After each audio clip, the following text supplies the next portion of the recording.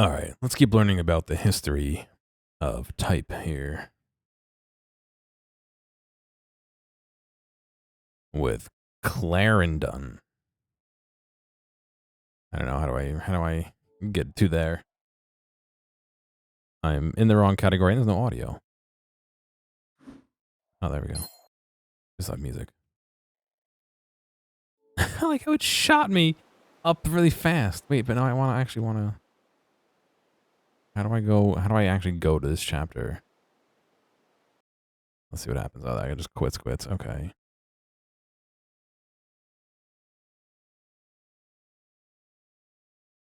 Yeah, you missed printing press, unfortunately.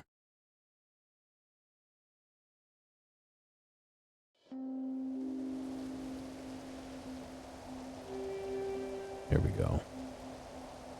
Clarendon. I mean, we're still talking about people making their own typefaces for the printing press, so it's not that far ahead, but...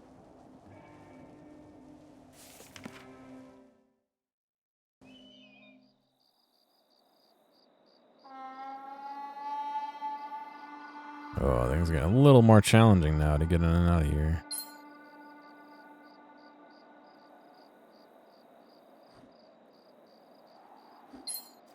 Yeah, it makes you wonder how much of that from memory stuff is actually, like, not correct, but, like, did they miss fine details and stuff? You know, who knows?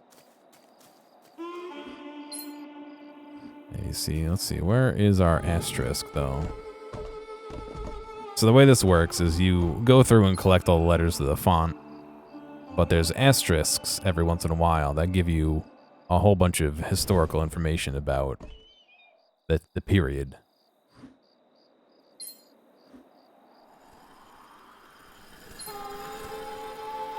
Ah, we're getting to the rollers.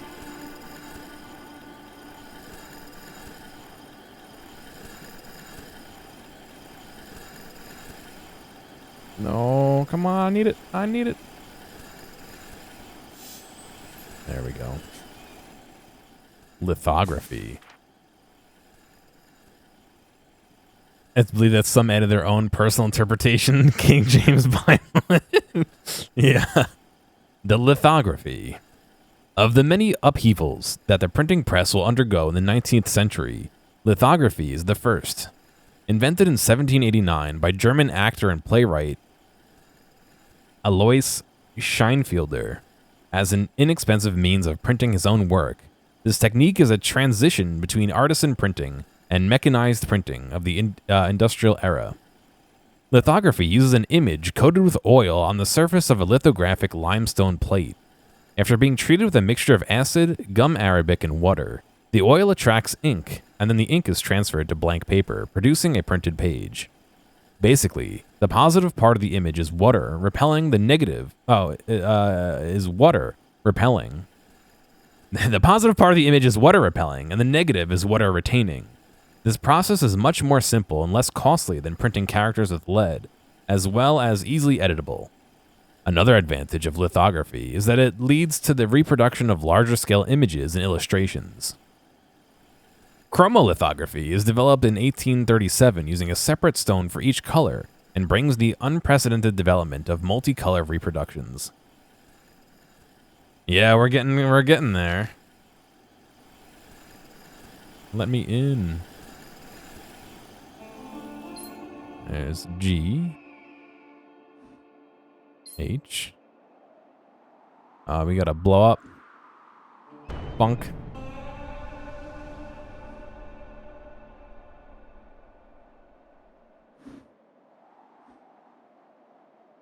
I. We get to ride the minecart. J. K. Oh, God. Okay, we're safe. Are we safe? I can't move.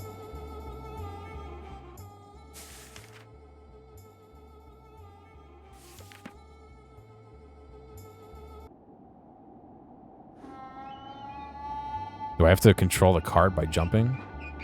Oh, I do. No. No. We're Indiana Jones in it now. Or Donkey Kong minecarting it now.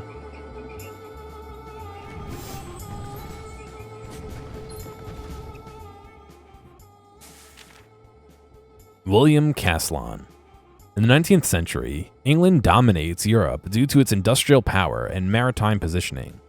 Following the pioneering work of William Caslon and John Bakersfield, the country also sees a real boom in typographical art.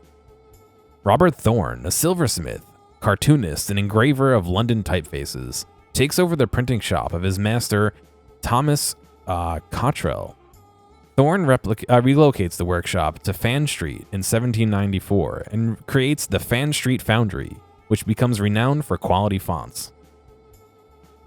A talented typographer, Thorne is especially famous for designing bold characters titled Fat Face or Bold Roman.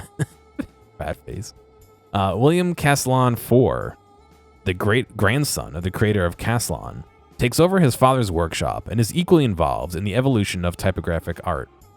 In 1816, he signs his catalog using uppercase monotone sans serif letters labeled two-line English Egyptian, and just a few years later, more sans serif types appear.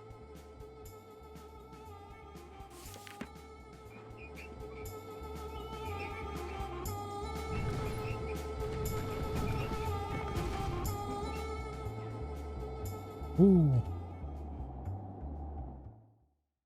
It's pretty cool. Oh, typewriter.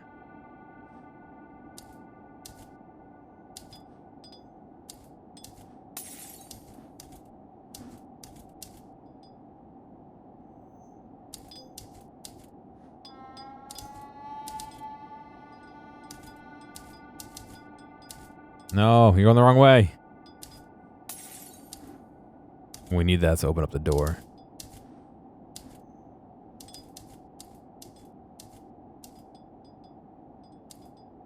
Stay over there. No. Yep, perfect.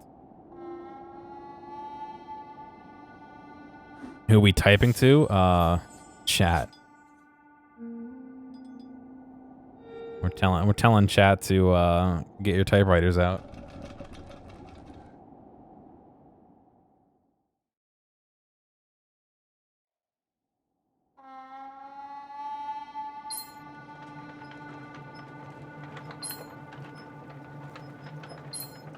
No. Dead. I don't think I need to recollect them, do I? No.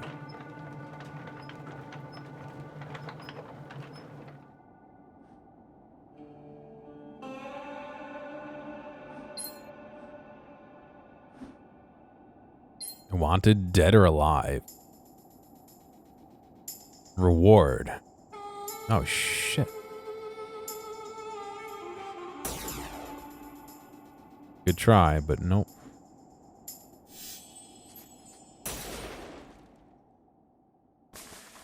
Help me, stop. I'm just too ball. Stop. I don't know how I'm typing this. Stop.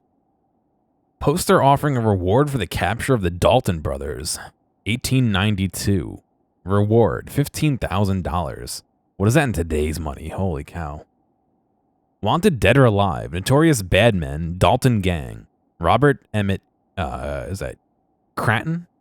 For murder, train robbery, introducing liquor to the Indian Territory, and stealing horses. Immediately contact nearest U.S. Marshal's office. The Egyptian typeface. In England in the 19th century, developments in printing led to the creation of new characters. Vincent Figgins, a contemporary of Thorne and Caslon IV, designs the slab serif or Egyptian typeface, which he releases under the name Antique in 1815. It is designed from scratch without any historical typographic reference and paves the way to a new family of characters with large rectangular footings and geometric appearances that evoke the industrial machines of the era. About 200K? That's a lot less than I thought, to be honest. A shift occurs between writing that is legible and writing that is aesthetically appealing. Provocative and eye-catching advertising graphics are on the rise and tend to imitate street signs. Emblematic of this trend, the Clarendon characters surfaces in 1814 by Robert Besley, a typographer out of the Fan Street Foundry in London. Clarendon is based on both Thorne's bold and Figgin's Egyptian typefaces and sees great success in the United States.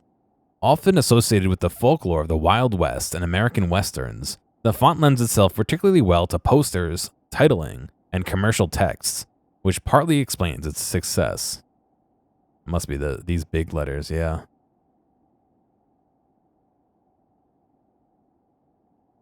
Almost 400,000. It's still a lot less than I thought, to be honest. But all right, that's good to know. Still a good chunk of money. I mean, wouldn't say no to that.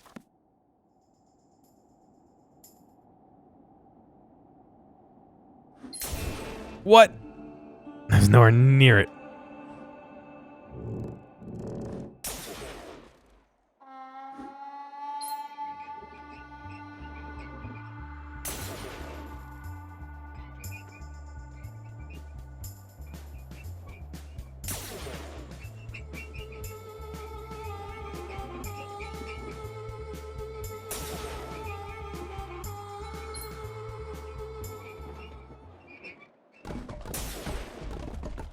Oh. Let me go. Clarendon City.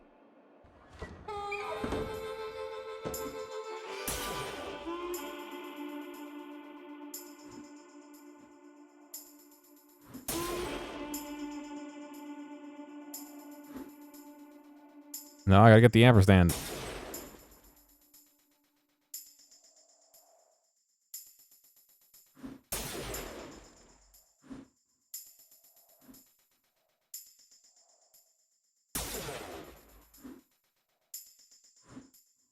How do I get up there?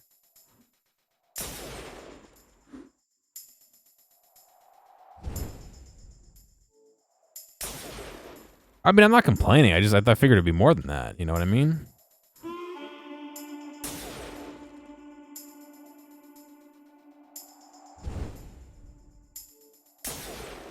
Am I ellipsis looking for a third circle, or I think we're a semicolon. The name of the game is Type Semicolon Rider. I think we're a semicolon because it's a shape that rolls well. Got the ampersand, no problem. No. That's not true. We solved that earlier in the stream. I now know what a semicolon is. Ah.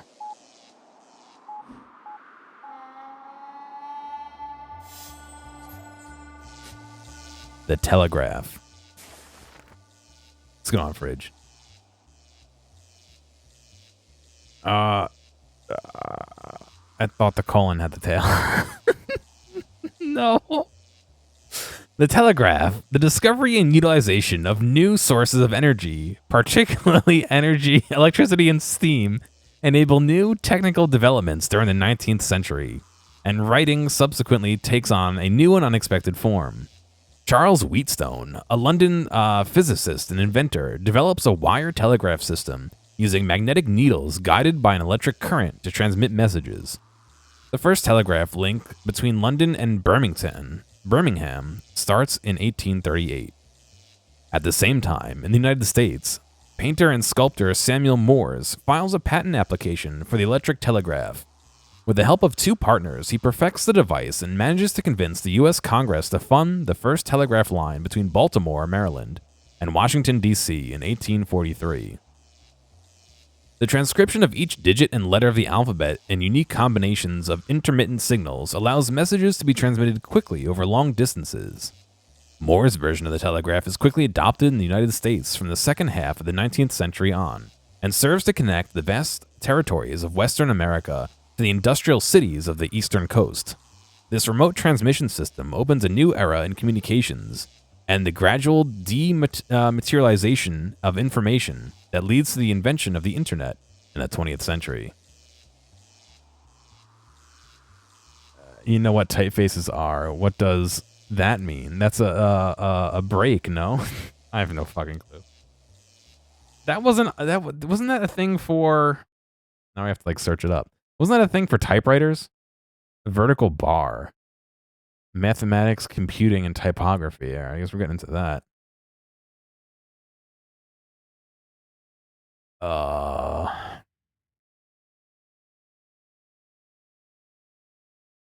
It's a pipe, yeah, for computing.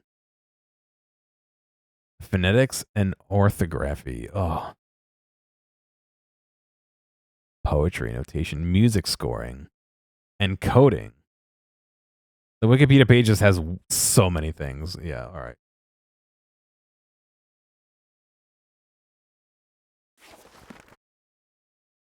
Oh, I got killed by a spark.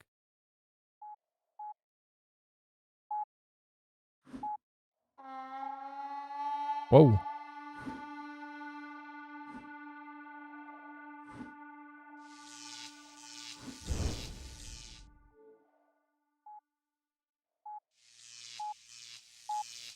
It's for separating things.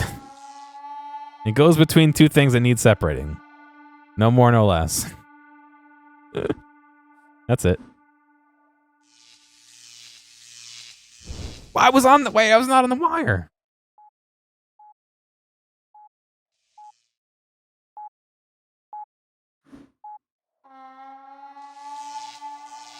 Oh.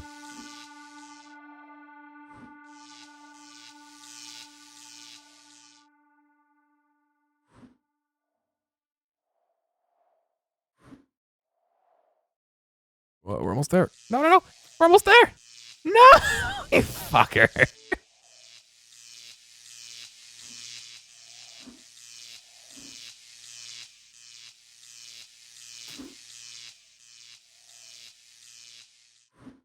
Oh, there we go.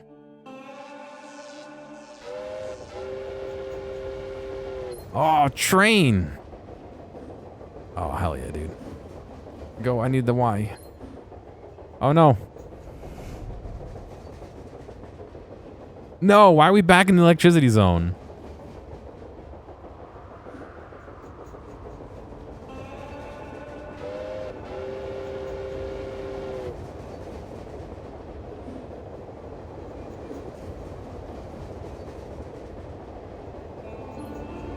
And there's Z.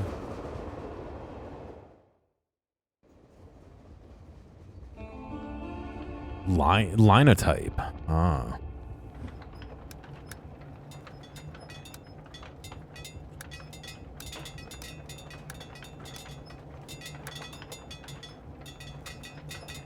I don't know what these are meant to do. Am I meant to be pushing them to the right?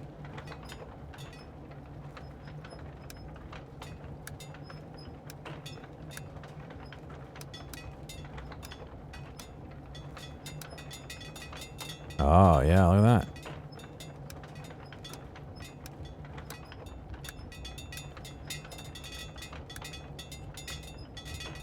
Whoa. Okay, maybe that was bad. Oh, no, we're good. Wait, I need you to be on the other side of me, though.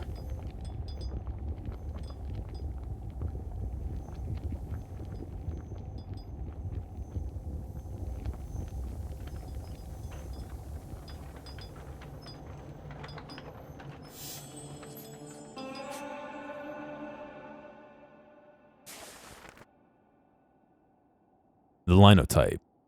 In the early 20th century, the printing industry is in the process of becoming fully mechanical. Machines simplify, accelerate, and automate the composition and cast of characters. Up until this time, the composition of texts is entirely manual, but with the invention of the linotype in 1886, printing becomes mechanical. Invented in the United States by Ottmar Mergenthaler, a German-born watchmaker, the linotype produces an entire line of metal type at once. The machine assembles matrices, which are molds for the lettered forms in a line. The assembled line is then cast in a single piece of type metal and is melted automatically one after another. The matrices are then returned to their respective storage to be reused later. The system of composition revolutionizes editing and remains in use until the 1970s, before finally being replaced by photo typesetting. The colon car, yeah.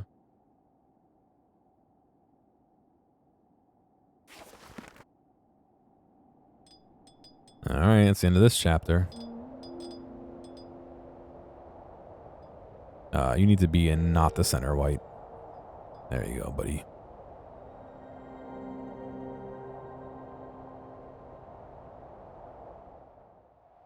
I know most of the stuff used in like movies for the West is all probably like modern fonts, but like, oh, that's such a nice looking font. All those ones they use, especially for the wanted posters. It's just a shame that it doesn't have a ton of use today, you know what I mean? Not that it doesn't have a ton of use, but like, that feels like an old font now, you know? I suppose it depends on what you're doing. You're getting dorkly excited, that's alright. Ah, yes.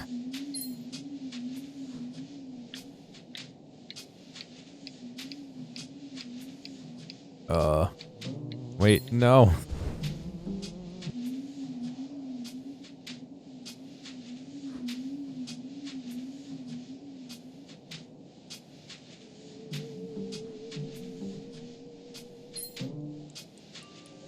Whoa.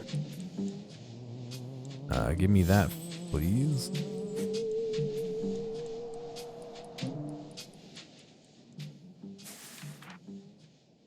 Futurists. At the beginning of the 20th century, an artistic effervescence sparks across Europe. Several innovative movements revolutionized the way typography is used and redefined the purpose of letters. Cubist artists like George Bark, Pablo Picasso, and Robert Delaunay exposed the world to abstract art by decomposing the topics they represent through geometric shapes. Yeah, FFFF. They also introduce typography in their creations and create compositions that include fragments of newspapers, which are pasted on the canvases. The influence of Cubism is felt in all subsequent artistic movements. Around the same time in Italy, poet and author Filippo Tommaso Marinetti publishes the first Futurist manifesto, igniting the artistic philosophy, Futurism, alongside the other young avant-garde painters and musicians. These futuristic artists reject the past to glorify and celebrate industrial modernity. With a new fascination for machinery, like cars, new artistic perspectives develop that are concerned with decomposition. In terms of typography, the futurists push away from pre-existing forms. They reject typography's more conventional usage in an effort to liberate limitations on texts, as well as the previous ways in which creations were perceived, meaning their creations are not only intended for reading, but rather designed to have a visual impact on the reader as well, by means of different characters and type sizes.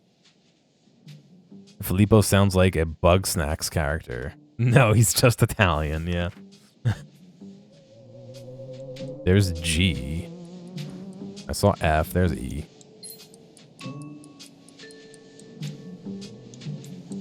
Oh, don't squish. No squish. No, he missed the F.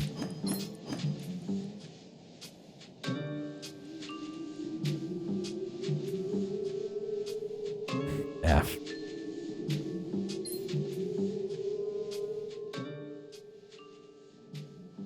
Let's head back a little bit here. Oh, they put me after it. No, I need to go back up. Game, please. Oh, now I'm stuck.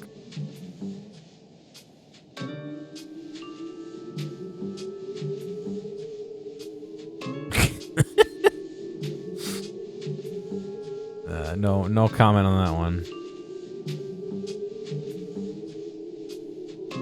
Let me out. What if I fall down here? Is it gonna put me back there as well? Damn, yeah, alright, we're missing that.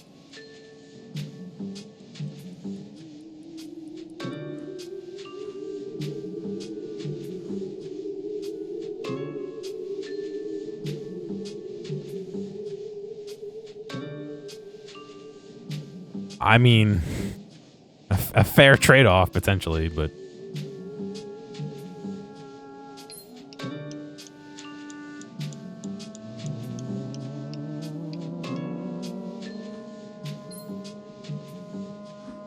J. Whoa. Rip.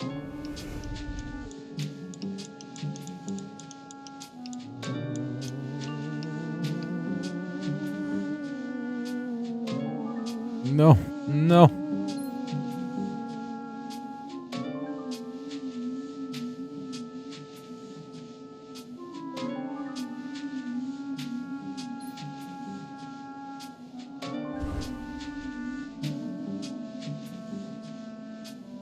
It's all right. I don't think there's any detriment to not getting it. I haven't seen anything yet that's like, you didn't unlock all this, you got nothing. You know what I mean? So I guess we'll find out. I could always replay that part of the level too, if I need to. Dadaism. The European avant-garde art movement stems from the First World War, which broke out in 1914. Beginning in Zurich in 1916 via a small group of artists, including Romanian poet Tristan Tzara and German-French painter Jean Arp. The movement does not share similar fascinations with that of the futuristic Italians. It is born, rather, out of negative reaction to the war and makes particular use of mockery, and the absurd to convey social criticism of right-wing politics and bourgeoisie society. Bourgeois society? Can you deconjugate that? Bourgeois society? I'm Italian, not French. From an artistic point of view, Dada is characterized by questioning of old conventions and constraints. It is comprised of many texts, leaflets, and posters that use techniques of collage, assemblage, photo montage, and manufactured objects called ready-mades. Increasingly more peaceful times promote the dissemination of the movement, which spreads rapidly throughout Europe. The movement peaks in 1918, particularly with the ascension of renowned painter and sculptor Marcel Duchamp. Bourgeois? Bougie? I don't think bougie is correct. The movement slows and starts to divide in 1921, and due to internal conflicts, splits in 1923. Part of the following looks to writer Andre Breton and his manifesto on surrealism in 1924. The art on the left is called Head by Raoul Houseman in 1923.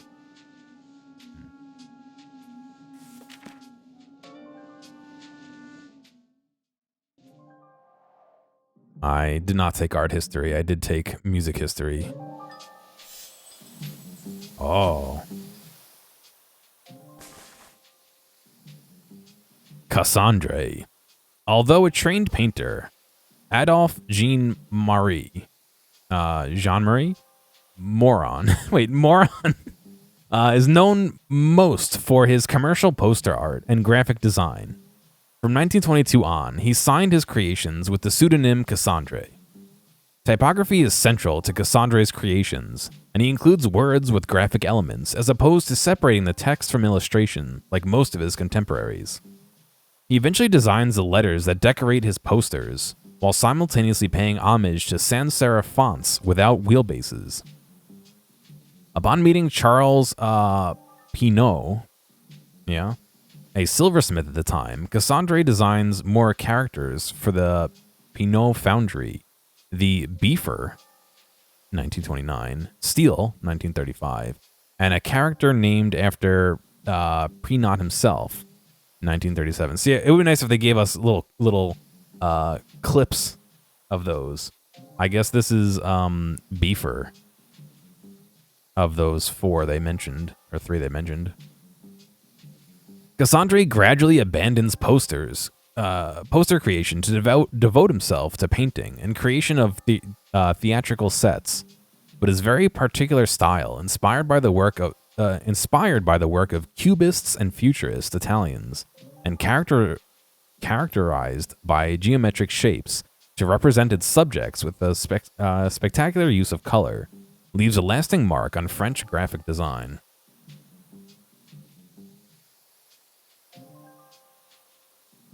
Homage?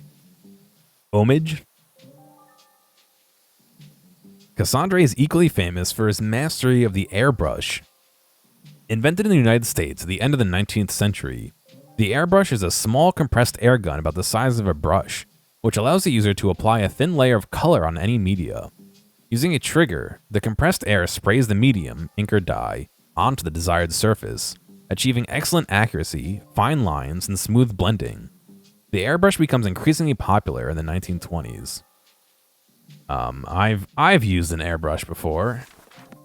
It's fun the first time you use one. And then after that, it's like, all right, cool. I guess if I was doing more artistic stuff rather than airbrushing the name of my job onto paper or onto like equipment, it probably would be better.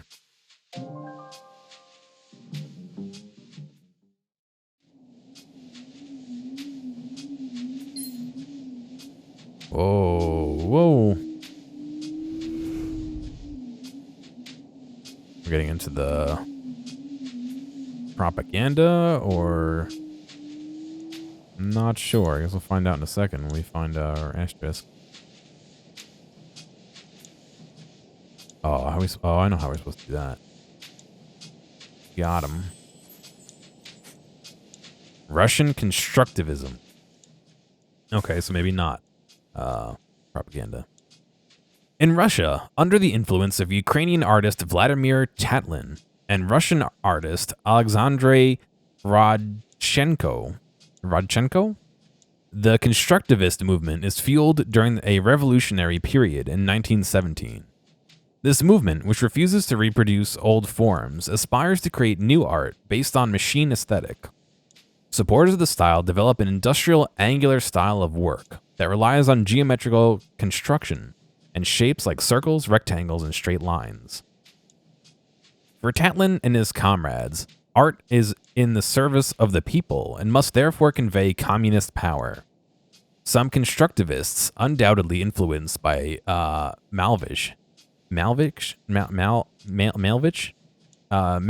supremacist claim the contrary, that art must remain free and independent.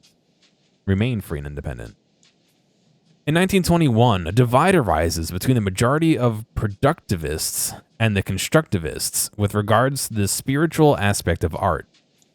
Vasily Kandinsky, a Russian painter, subsequently founds abstract art, which reflects these more spiritual and expressionist views. Yeah, I don't know why that's not the only time they've done it. They've done it a few times where they didn't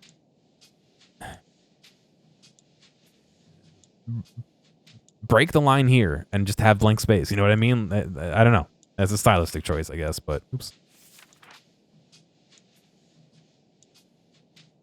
I guess that's just what it is.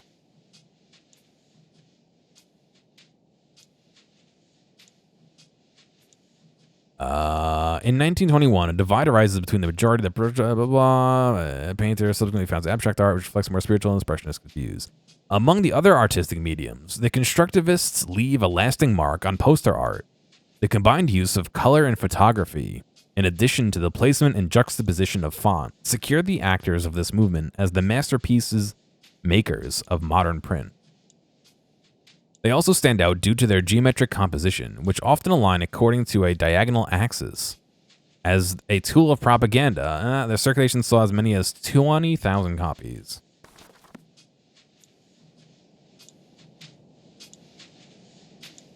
No, I know. I know why you would do it. It's just, you know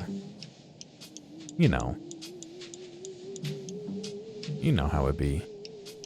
Oh god, can I like not be on this bottom line? I can if I just fall down here.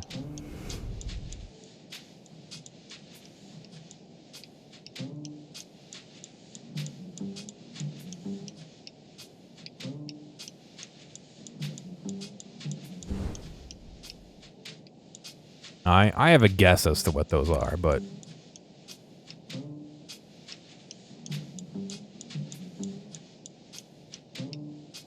yeah, I suppose I could have, but I could also just reset and do it again.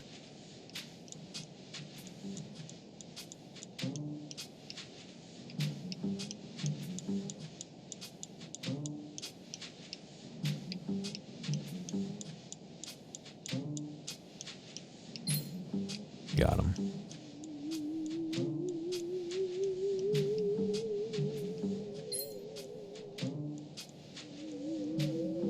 Whoa.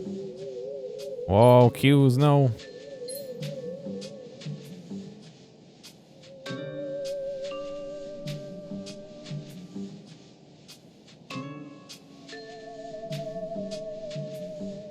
No.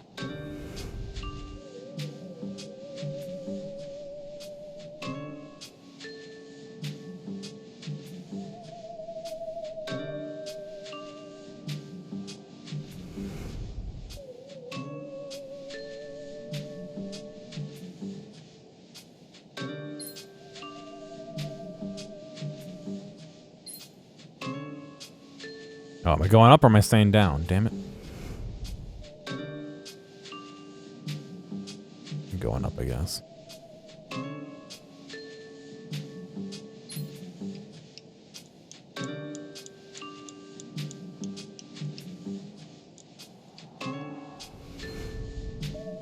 Bauhaus. Bauhaus.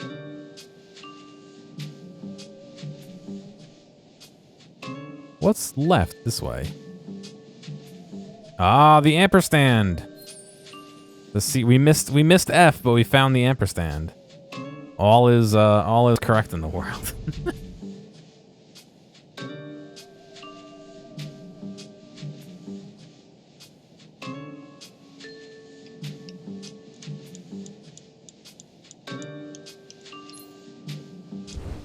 Oh, geez, I didn't even think about that being death plane.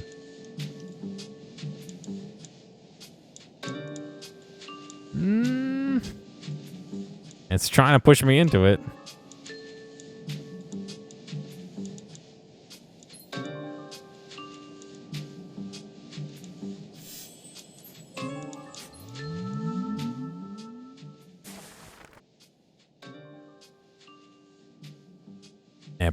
No, it's and per stand. No, I'm joking. The Statalicious Bauhaus. Sounds like a bad porno name. Is an institute for crafts, the way I'm saying it, crafts and fine arts founded in 1919 in Germany by architect, designer, and urban planner Walter Gropius. Gropius published a Bauhaus Manifesto in 1919 in which he states, "There's no essential difference between the artist and the craftsman. These principles go on to influence a whole generation of artists, architects, and designers, German and otherwise." The school is divided into workshops run by master craftsmen or artists, including recognized artist Walisy Kandinsky and painter Paul Klee. During the year 1922, Gropius alters the objectives of the Bauhaus to reflect the use of industrial methods, revising the Bauhaus ethos to art and technique, a new accord. Swiss architect Hannes Meyer becomes director when Gropius resigns in 1928 and undertakes an education reform. Meyer encourages reduced costs, increased profitability, and emphasis on scientific approach to the detriment of aesthetic. Meyer also advocates for the accessibility of education, opening the doors of the Bauhaus to additional enrollments. Criticized for his communist convictions, communist yet increased profitability, Meyer is replaced by fellow architect Mies van der Rohe, who endeavors to depoliticize the school. In 1933, the school nevertheless closes permanently with the onset of Nazi power, but the Bauhaus Institute remains a major movement in the 20th century.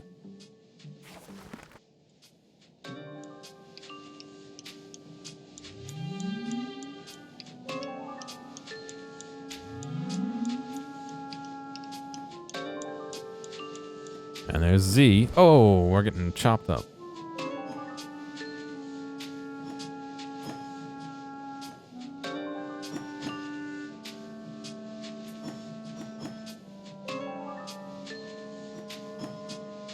Oh, they're trying to squish you. Oh, they're gonna squish me.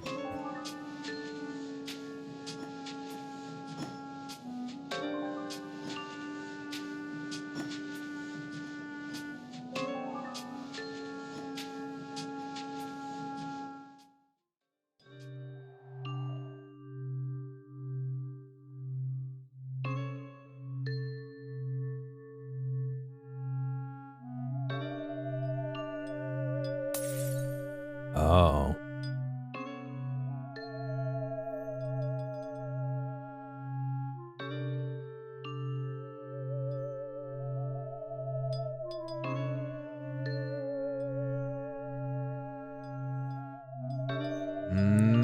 Rip. Keep rotating.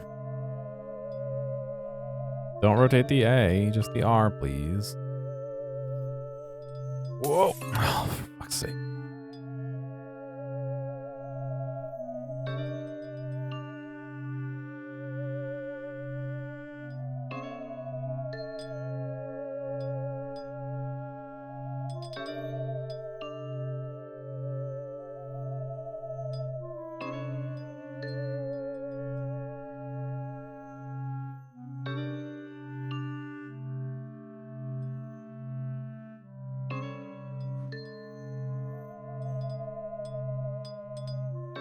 Got him.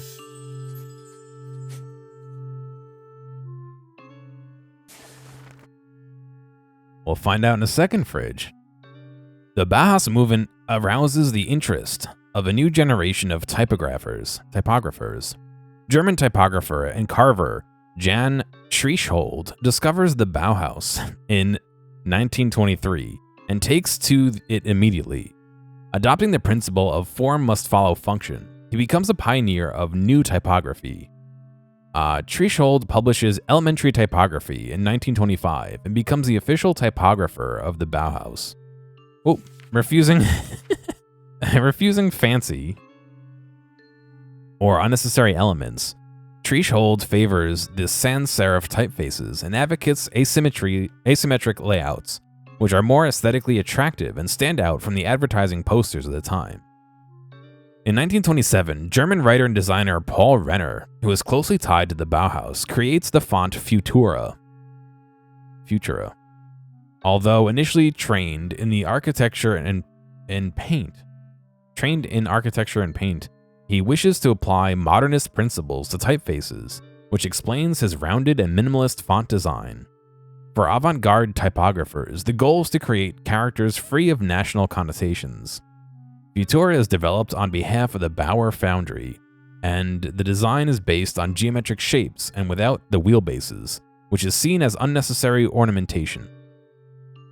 Other characters abiding by the same philosophy surface in Germany under the influence of the Bauhaus, like Ehrbar and Bauhaus, drawn by Herbert Bayer in 1928.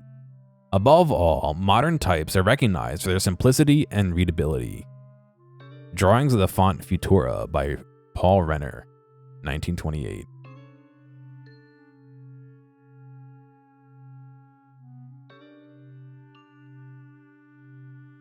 You conflated him.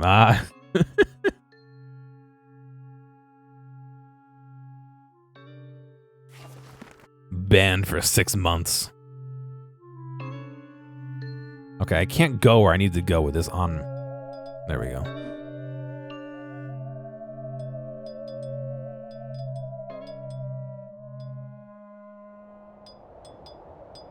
Sent to the presses.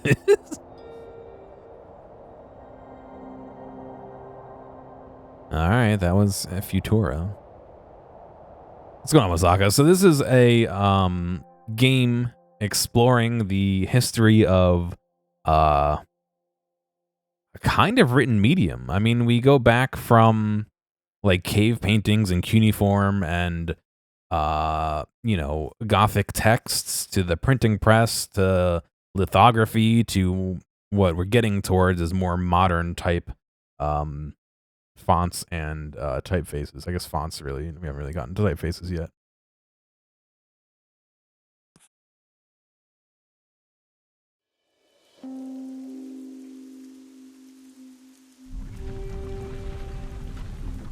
Times. Ah. We're getting more and more closer.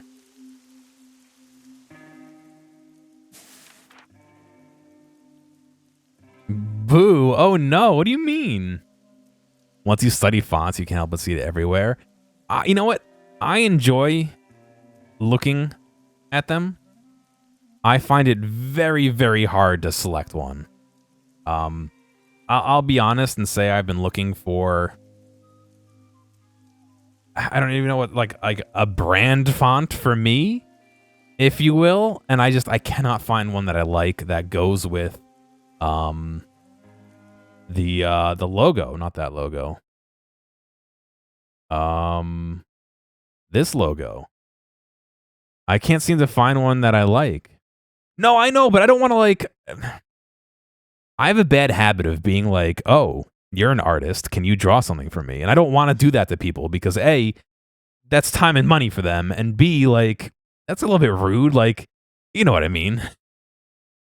Use the LA Noir font. I don't even know what font that is. I don't even remember. Joel had made, where is it? Let me find it. I'm sure some of you have seen it. Do I have it here? No, not that one. Hang on. I'm in my big folder of different art thing. Joel had made this for me a long time ago, and I really like that, and I like that shape. However, I think the inner like neon fill helps make that look cool. I also don't think that it necessarily, it doesn't clash, but it doesn't go with this. It just, they exist together, you know what I mean? Like, I don't know. Many thoughts inside my head. None are good. None are worth sharing. Go back to the game here.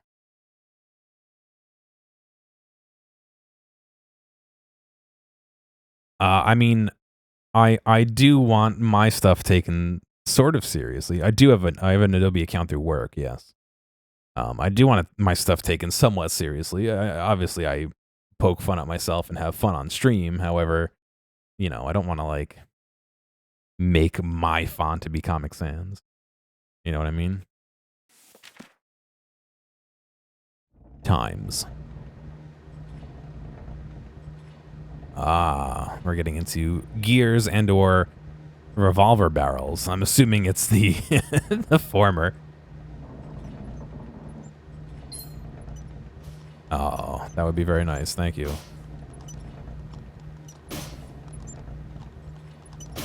You just don't want to see the times.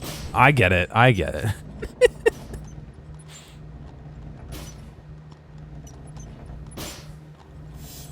What? I stopped on it. I guess I don't want to see it either, apparently. Oh.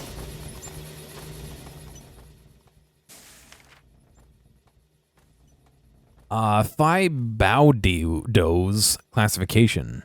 During the 20th century, writing and printing are increasingly subject to process of rationalization and division of labor, which aims to increase productivity levels.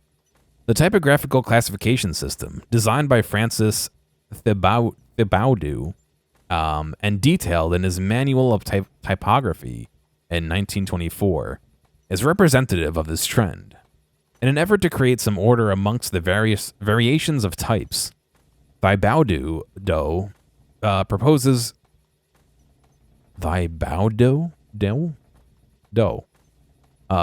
classifying the characters into 4 large families, depending on the shape of their wheelbases.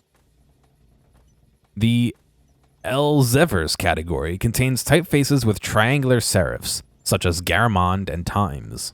The didos are characterized by their linear serifs and strong contrast between thick and thin lines, including Bodoni and Dido.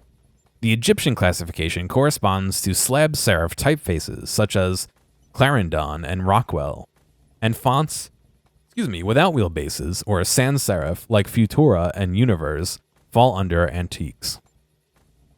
It's Thebodo. Thebodo. Okay. Dido. Yeah, I know that one. I wasn't trying to pronounce it to you. I might have, but I wasn't trying to. To complement the classifications, Thebodo. Thebodo eventually adds two categories: scriptures, which refers to the handwritten characters, and Frances, which are reflective of the characters used in advertising material. Theabedu. They bro doy. No, every single one is different. It's alright. We're just never going to talk about that guy again. We're done.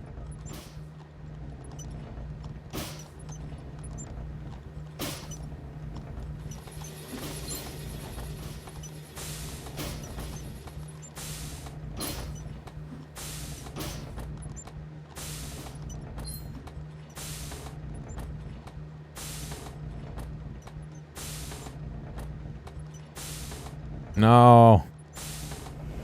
After all that.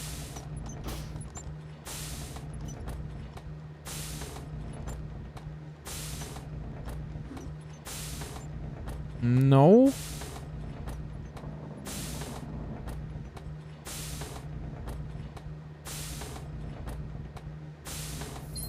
Oh, okay. Didn't expect that.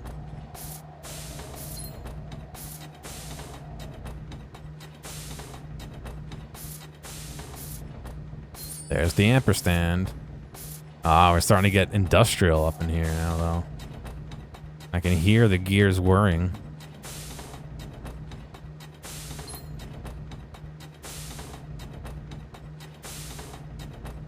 Ooh. It's me, yes. I am the star of this level.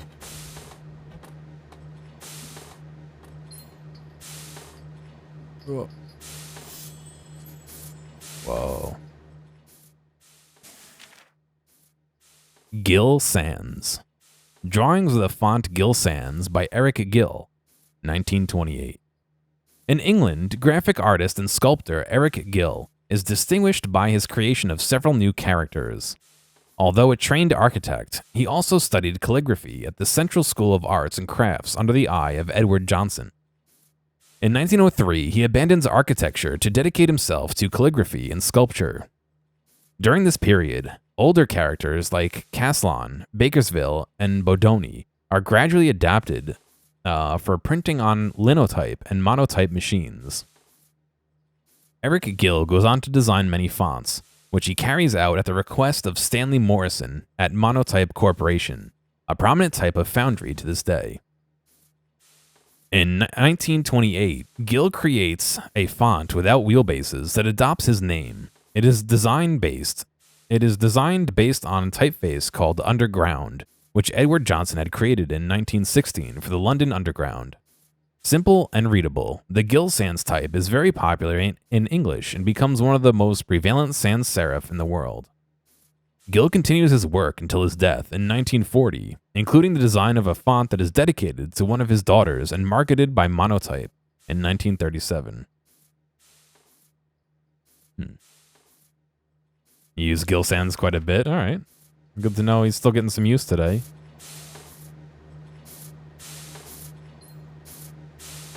Coming up on his 90th. I guess he already passed his 90th. No. His 80th birthday we already passed. No, death day, excuse me.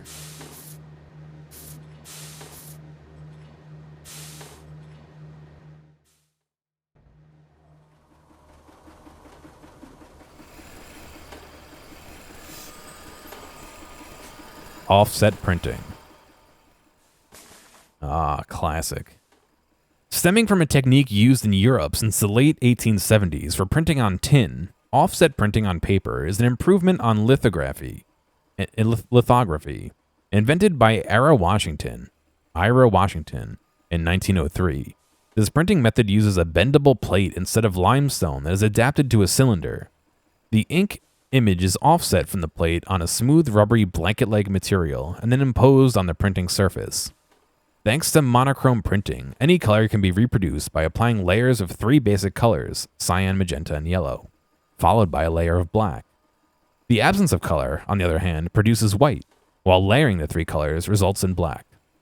Allowing high-quality prints at a relatively low cost, offset printing is suitable for a variety of uses on a number of media: paper, cardboard, polymer, metals.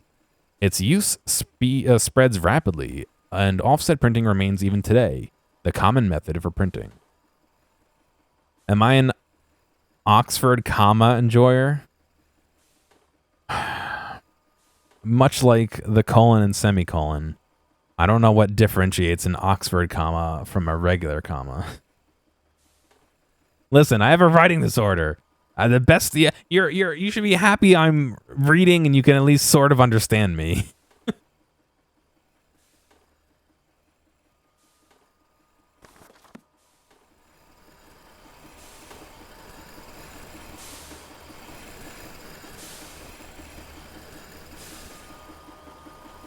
Colon, semicolon, and the Oxford comma. That's going to be the my autobiography where I talk about how my life was terrible because of those 3 things.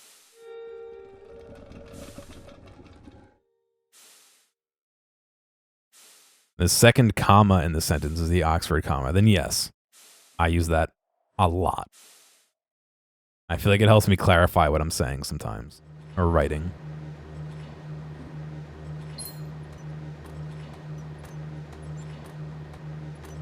Apples, bananas, and pears versus apples, bananas, and pears. I wouldn't say I use it in that context, but I would say I use it in the context of like,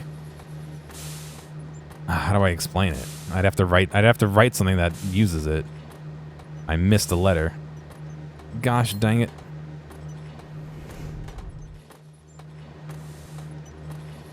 Like something like, when we get there, comma, if we do, comma, I'd like to do XYZ. Like that's what I do.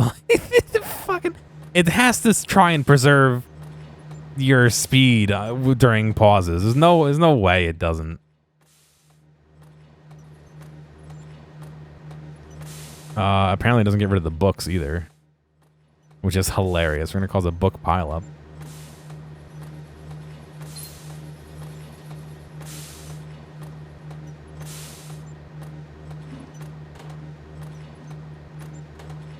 Oh, come on. I almost had that one.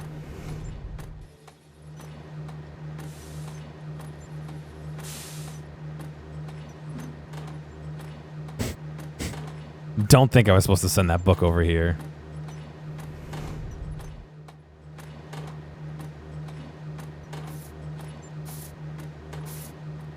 Ah, Ernest Hemingway. Agatha Christie. That other person whose name I didn't read properly. Penguin Books. Alan Lane, another Englishman, kicks off the first publishing house that specializes in paperback pocketbooks.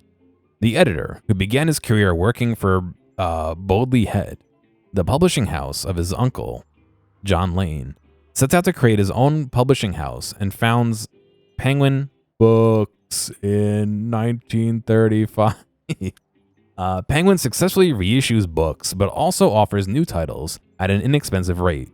Using Gill Sans as their signature typeface, Penguin Books ensures great readability, as well as solid manufacturing, and subsequently achieves an unexpected success. Refusing to illustrate the covers of his books like his competitors, Alan Lane favors an austere layout displaying 3 horizontal stripes. The central band is white, includes the title and the author, while the upper and lower bands change color according to the collection. Between 1946 and 1949, German typographer Jan Trischhold creates a booklet on composition and publishing guidelines titled Penguin Composition Rules for Penguin Books, a system that has changed little since. Walking briskly, comma, at a pace equal, comma. Yeah.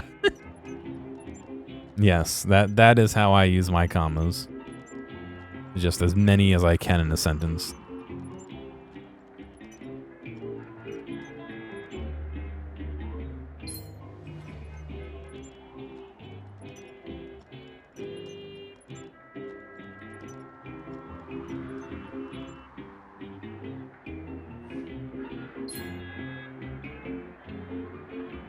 Rip.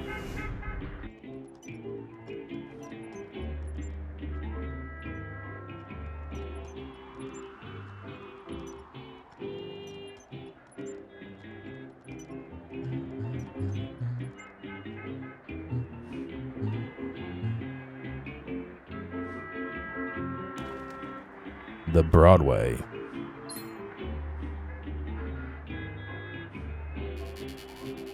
Cinema. Oh, okay. We cannot touch the lights, apparently.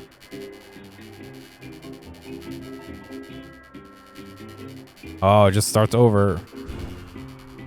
Oh, I see.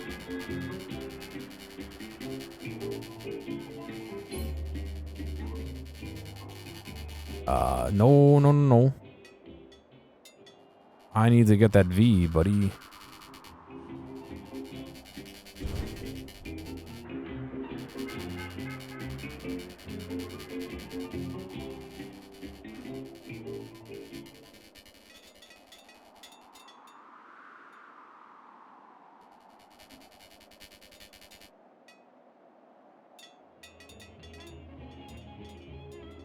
Well, I guess maybe we're not getting that V.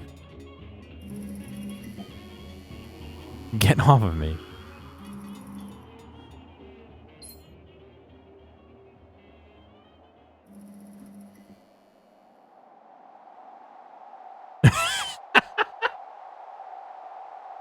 Well, I broke the game. Classic. Classic. Yeah, they put me past it. Yeah, I don't know if I can go back and get that.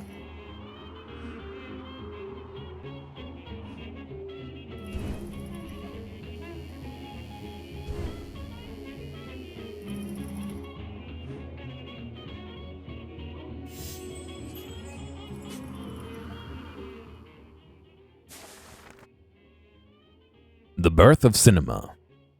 The evolution of various techniques fosters the development of new mediums, like the radio and cinema, which now compete with writing.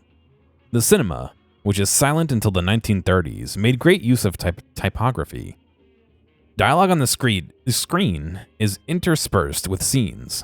However, these first films are sometimes accompanied by a soundtrack that can be recorded on tape or played live in the projection room. Comparably, the credits are merely a boring list of names which only serves to give legal information concerning the production of the film. At the time, it is even common for the projectionist to open the curtain that concealed the screen only after the end of the opening credits. It's Saul Bass who introduced an artistic dimension and narrative to film credits, making them an integral part of the film. Bass, a geographic designer and advertiser, is commissioned to create the opening credits for The Man with the Golden Arm by Otto Preminger in 1955. He creates the credits based on a graphic work rather than relying on the visual elements of the film, thereby contradicting the customs of the time and laying the foundation of modern film accreditation. Again, in 1959, for the credits of The North by Northwest by Alfred Hitchcock, Bass invented a new principle, kinetic typography, which is an animation technique that scrolls throughout the text while on a fixed or moving image. This is the beginning of animated typography. Becoming famous for his work, Saul Bass directs numerous film credits and collaborates regularly with the recognized directors such as Alfred Hitchcock, Stanley Kubrick, and Martin Scorsese. Poster for the Fritz Lang movie Metropolis, 1927. All right, we're catching up to more recognizable times now, huh?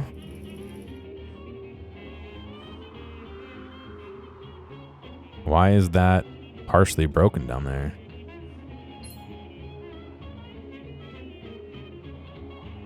No, I can't touch it. Okay. They're all dead? Well, I mean... Yes, but you recognize the names. You may have even seen some of their works.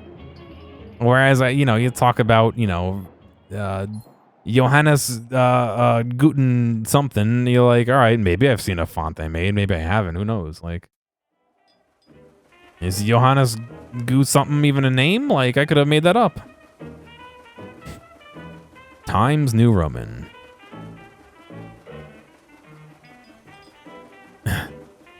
That's interesting. They have blurbs about this game. Typewriter is a transmedia game documentary that aims to revive interest in the history of typography through a multimedia world. A mobile game with a platform game universe composed of letters. It will invite the players to guide two typographical colons through the multiple frames. That's two colons? I thought that was one colon. The pair of them are individually colons? Through the multiple frames, offering a journey to the heart of the typographical history. A social game in which users will be able to create their own levels. Users have the opportunity to send their friends a playable... it stops there. There's more. There's other ones too, but I'm not going to read the other ones. No. We need this one. Times New Roman. The moment we've all been waiting for. In 1921, Stanley Morrison, a typographer and draftsman of English fonts, publishes his first book devoted to the history of typography and the printing press, titled The Craft of Printing. Employed at Pelican Press and then at Closure Press in Manchester from 1921 to 1923, he creates the Baldo character and then becomes typographical advisor to Monotype Corporation the same year, holding office until his death in 1967. In 1929, he's hired as a typographical advisor by the English daily, The Times, and is responsible for designing the new layout of the newspaper, as well as directing the work that will lead to the creation of Times New Roman. Inspired by the typeface Plantin from the Elzevers family, Times New Roman is produced in 1931 and used for the first time in 1932. The font is designed to save space while providing optimal readability, even if printed on poor quality paper. With its short legs and the notable contrast between thick and thin strokes, the Times typeface meets all of its objectives and is used for over 40 years. A newspaper stack. I need that. Bring it to me, please.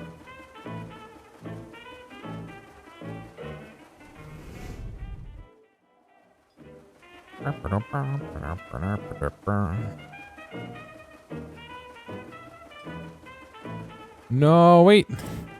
I went right past it again.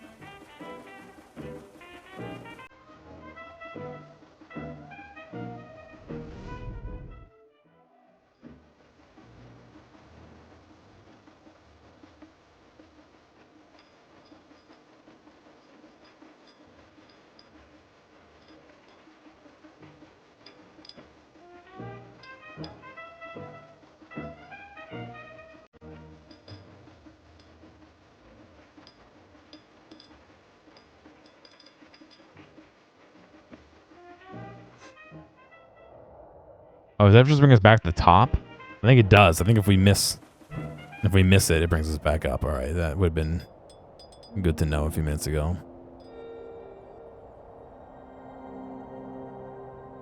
You don't have my logo. I can fix that. Hang on a second.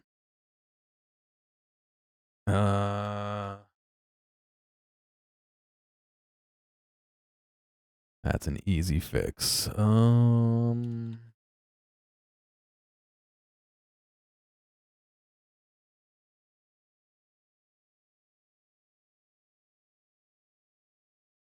No, that's all good. I actually have it like literally right here. I have it as a, let's see, PNG, but I know I have it as something else as well.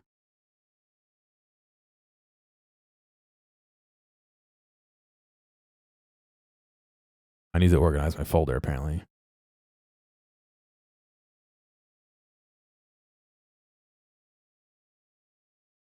That's stylized. That's not right. I'll give you the PNG. That's easy enough to do. Oh, here, I'll give you a PNG for now. Oh, no, here it is. Here it is. It's an Illustrator file. Cool. Okay, you should have it in a second. I think that's the right file. If not, I'll figure it out later.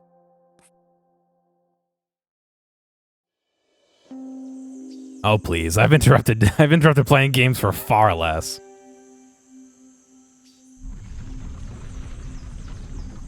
Helvetica. The movement we've all been waiting for.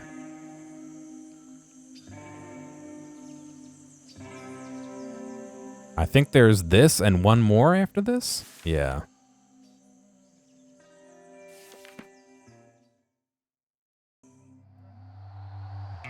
Oh.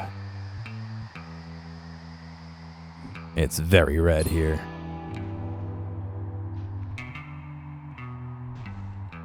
Not kidding. Okay, I guess we'll find out a little bit about that here.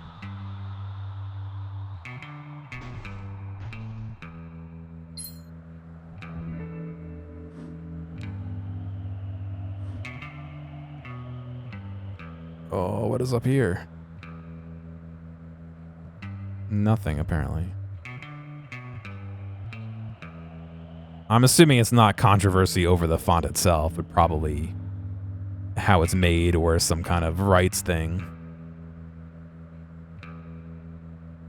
How many brands use Helvetica? Oh, I would say a good, what, 90%, 80%, something like that? It's gotta be something huge.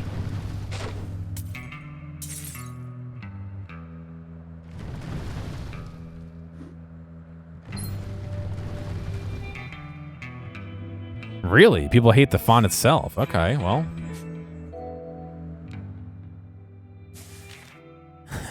Wait, the face all print men are talking about. Are you? Wow. Interesting.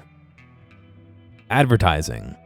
During the 1960s, the period is characterized by a strong industrial and populist growth, creating a consumer society and economic environment that promotes employment. With increasing purchasing power, most homes are gradually equipped with electrical appliances, refrigerator, washing machine, television, and life expectancy increases, meaning people have more time and money to spend at their leisure. All these changes make the 1960s a golden age for advertising. Budgets for communication explode, while the modernization of print and media advertisements sees unprecedented circulation. In France, advertising appears on television in 1951 through purchased airtime. These programs, which take the form of reports, interviews, or small sketches, develop themes that are supposed to serve the public interest, while stimulating areas of the national economy and promoting French products. Some programs even offer brands explicit advertorial broadcasting on their network, more commonly referred to as sponsoring. In October 1968, brand advertising is permitted on the first channel of ORTF, and then is officially allowed on the second in 1971 and the third channel in 1983. I don't know what ORTF is. Is that French for something television France? Well, you know what? You've seen this typeface everywhere. BMW, General Motors, Apple, Microsoft, the U.S. government, stop signs, Canadian government, European Union. They've all adapted their font, their brand to reach some capacity. NASA, JCPenney, Post-its, American Apparel. Wow. Yeah. I'm looking around like how many things near me have it. I have cough drops. Not sponsored. That actually might not be. I'm not sure. No, actually, it is. I think it is. I've got cough drops, which also I think is. I've got Motrin, which I don't think it is. I'm not sure. I think some of the font might be, but use Helvetica as just the kerning spacing is slightly augmented, probably. Yeah, I don't doubt it.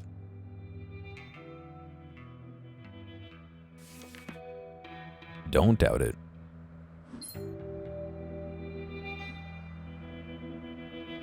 Whoa. Trying to kill me, you see that? Whoa. Nuer has grotesque. Helvetica. Ah.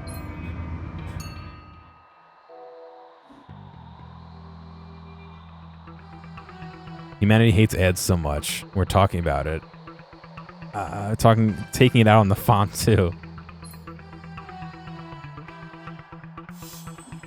Ah, shit. I do personally hate advertisements. I don't. Oh, I broke the game again. I opened the book while the black screen was up. I don't go on tangents as much as I'd like to, but I will definitely go on a tangent about advertisements and how much I hate them. That being said, I think I contractually am not supposed to say I don't like them or advise you to skip them because of Twitch and YouTube agreements, but whatever. I'm not telling you to avoid them. I'm telling you I don't like them.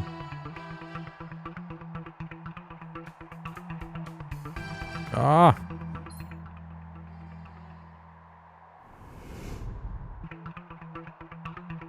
Damn.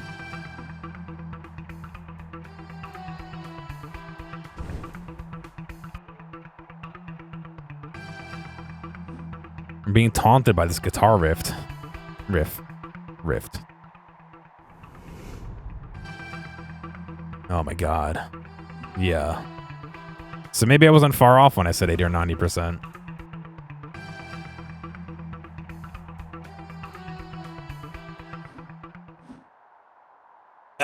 Then the guitar riff just ends?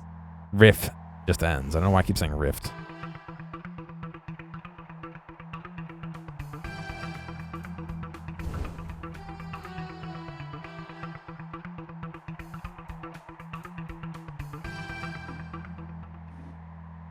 Gosh.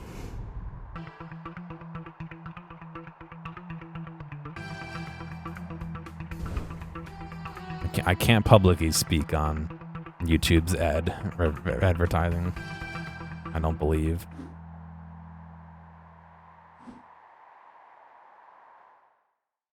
I'll just say I don't like ads. That's it. I don't like ads. I wish there was a way that I could, excuse me, turn off the forced pre-roll ads on Twitch. I would honestly be very happy doing that. But, you know.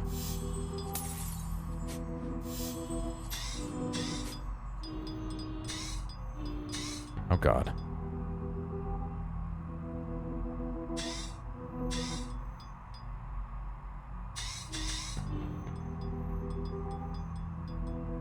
This is only very temperamental.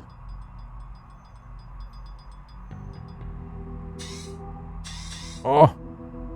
It's okay, we don't care about it anymore. Now that's out.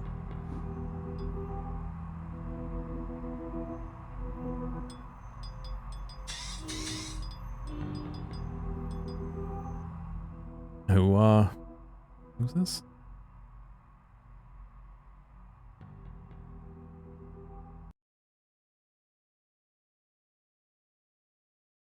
Oh. There's a whole trailer.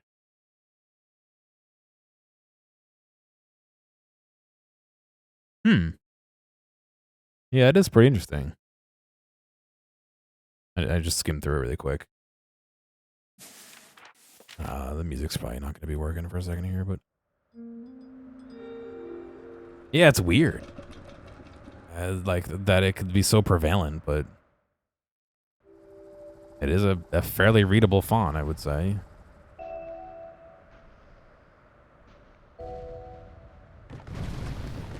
Whoa. How do I go back up? There were letters up there that I need to collect.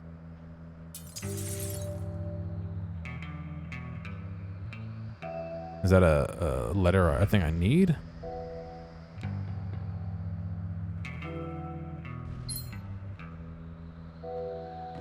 No.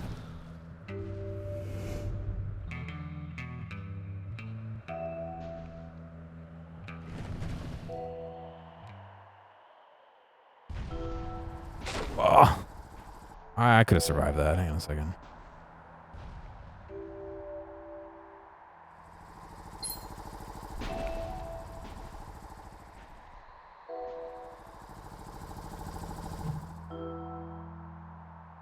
Oh, cool.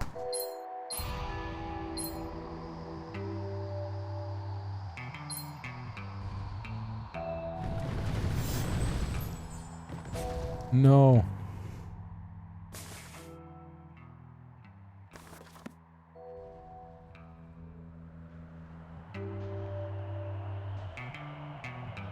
Alright, I gotta look at that again.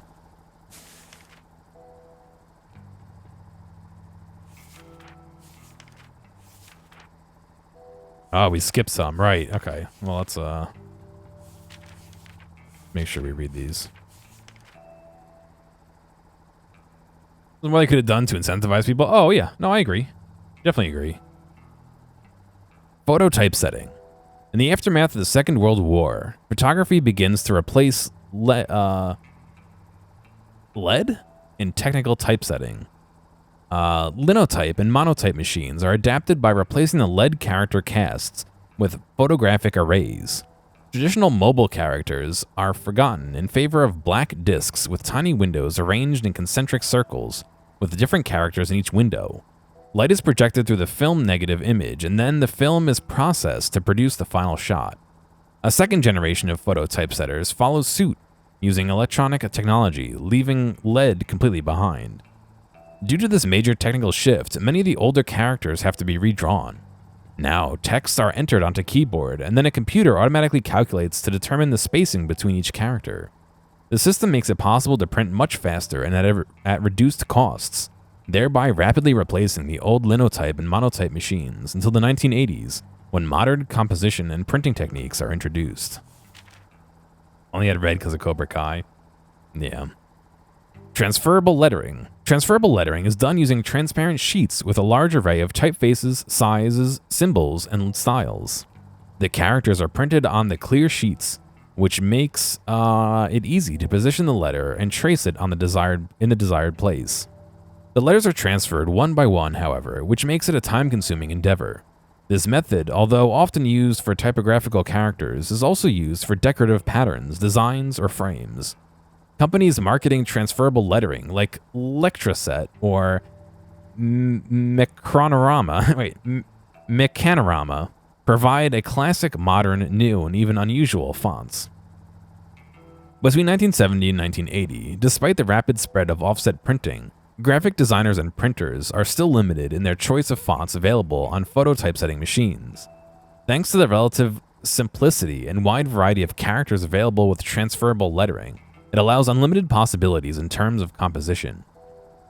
With the development of computer technology and the advent of desktop publishing, the technique of transferable lettering is abandoned by professional printers. They still exist today, but are intended for personal use and decoration.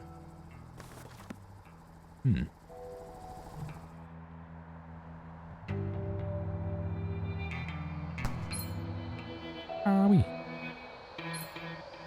Oh. Uh-oh. Whoa, wait, what's that? That was the secret area over there. Zoom out and let me see that better.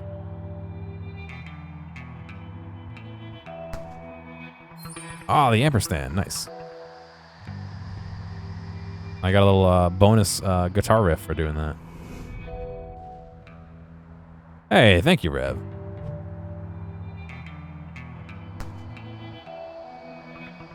Oh, we missed the V altogether. Squish me. What's going on, guys? This is a game about not only typography, but the history of like written communication. So we start out with like origins with cave paintings and cuneiform and hieroglyphics. We discuss Gothic texts and how the scribes were copying books from memory and or other books. We talk about Garamond and the production of printing presses and stuff like that. Dido and the production of different fonts and the more modernization of fonts from Clarendon up through right now Helvetica.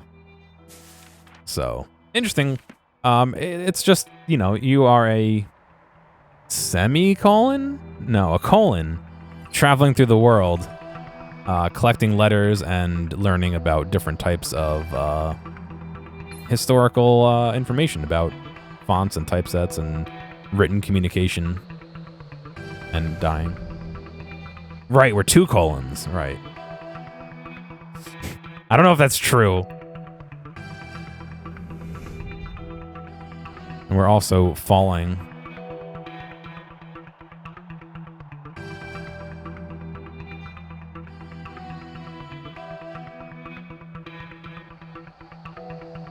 You've shown up just in time to see the end of Helvetica and the beginning of the last level, which I don't know what it is.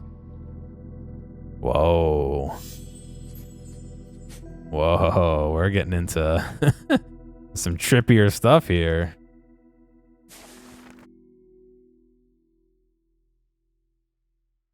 Free Press Movement. Poster for Otis Rush and his Chicago Blues Band. San Francisco, 1967.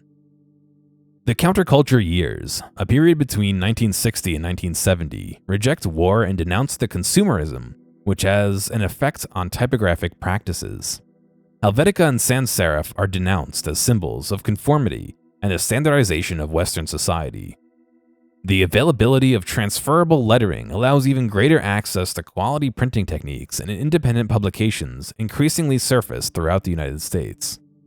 This wave of independent publishing becomes known as underground press or free press, despite their legality.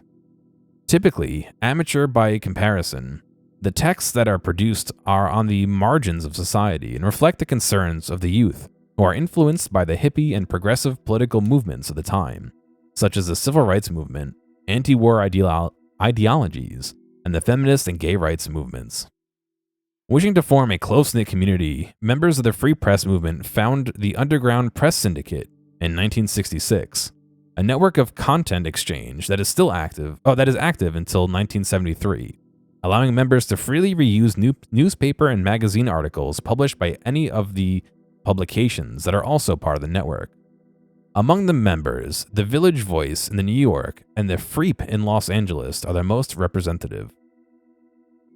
Yes, the hippies. Oh, wow. Why are we going? Oh, our controls are reversed. Okay. Because it's not conforming to typical controls. Oh.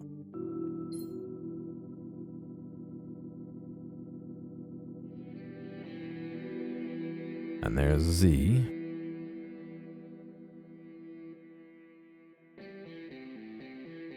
Oh. Okay, the control's unreversed as soon as you leave the water.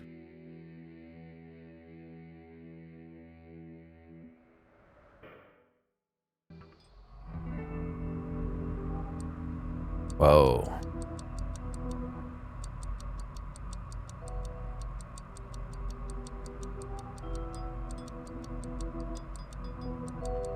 Little puzzle here.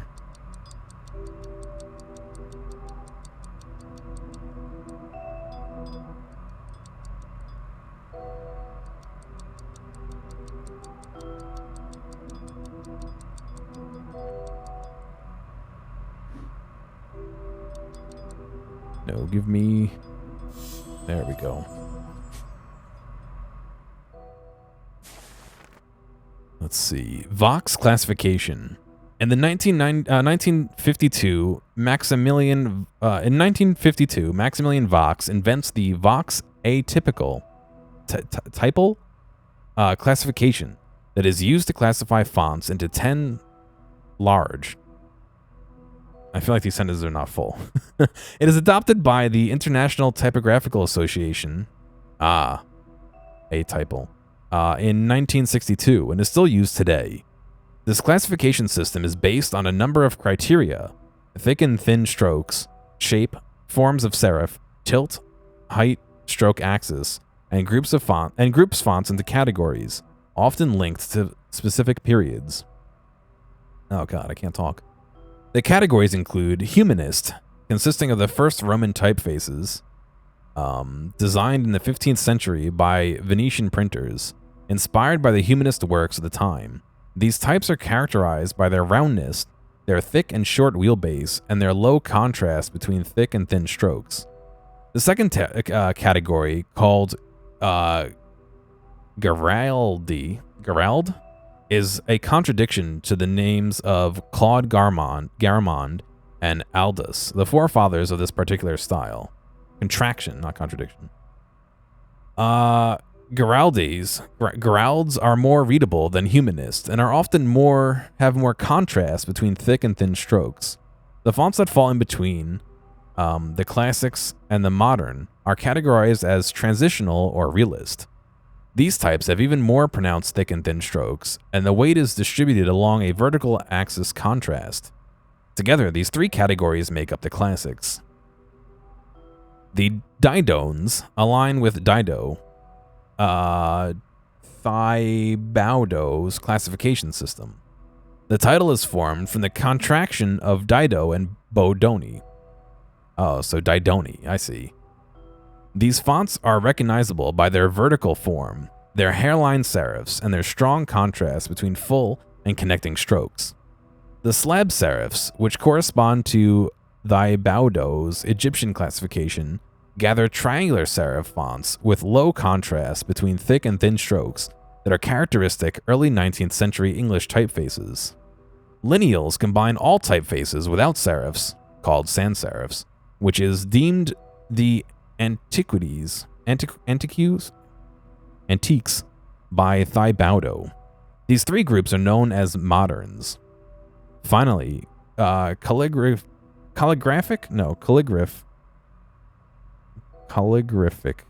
characters are broken down into glyphic, script, graphic, black letter, and Gaelic distinctions due to their handcrafted nature. There's too many, words I don't know. These darn fonts and typefaces and historical people. Alright, here's the end of Helvetica. On to the final chapter.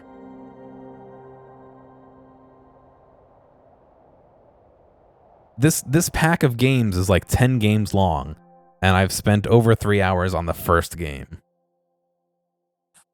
That's fine, I'm enjoying this one, so. Alright, one last one.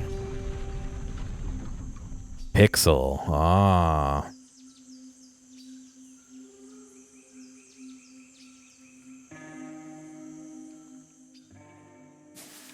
Oh, no, there's one more after this.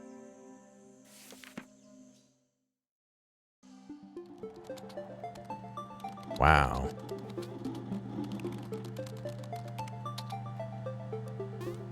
Let me in, computer. Let me over, A. Typewriter. Continue? Question mark?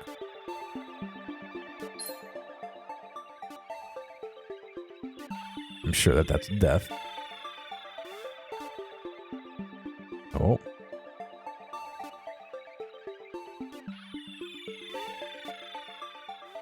Let me go.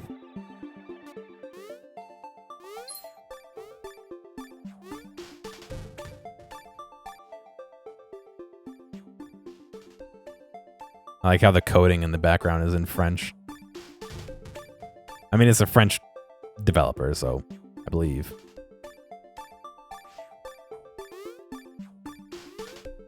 Oh, the asterisk is pixelated too. GML. By the end of the 1960s, the advent of the computer leads to the creation of a system that is devoted to the composition of electronic text. The mainframes, however, which are cumbersome and costly, limit the computers to the professional sphere. In 1969, Charles Goldfarb, a project leader at IBM, invents the Generalized Markup Language, GML. Goldfarb's printing software has a bank of macros that essentially define a page layout by corresponding to the different tags, paragraphs, headers, lists, tables, and so forth used, which are then applied to the document at the time of printing. After that, the document can be automatically formatted for various devices, like a laser printer, simply by specifying a profile for the device and without changing the document itself. This language is rapidly adopted for many applications, and in 1986, Goldfarb publishes the evolved version of GML called SGML, Standard Generalized Markup Language. The system is still widely used in the field of computer languages and is the basis of HTML, Hypertext Markup Language, the language designed by Tim Berners-Lee to encode internet pages. So is that like the grandfather of CSS? Kind of? Maybe? Oops. That was the end of the page. Okay. No? Okay. I wish I had taken the time to learn some CSS, but that wasn't a thing when I learned HTML.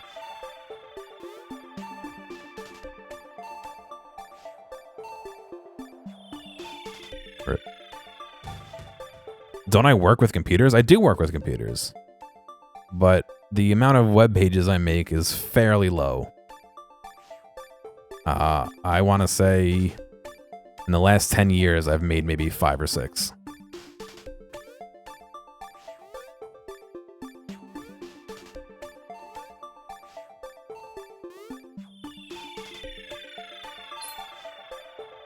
Nope.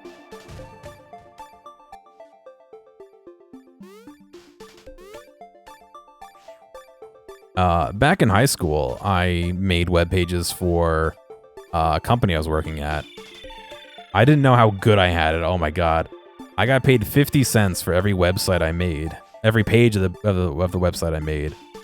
It was for selling lights. So I would take a catalog, a written catalog, a physical catalog, and make a web page for every light. But then I'd make a web page for every variation of the light. So a light might have 6 finishes and 5 different like styles or whatever. So that's 30 web pages for basically just taking the text and copying and pasting it 30 times. So 15 bucks for like 2 minutes worth of work almost. And I never worked on it. Every once in a while I'd do some. And it was just like, why didn't I spend more time doing that? I could easily make like significant money if I just sat down and done it, but I didn't. Come on. Why can't I like wall jump anymore?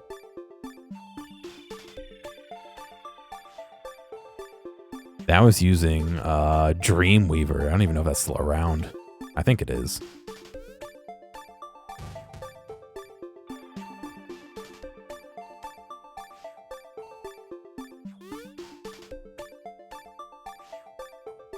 I'm sure it is. I'm sure there's some brand new version. It just makes me feel old thinking about it.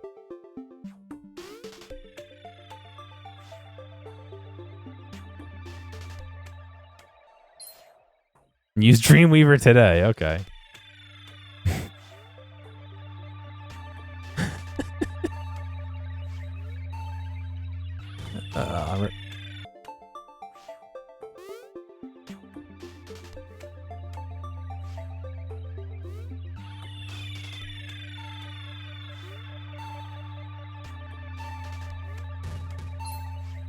I got the F.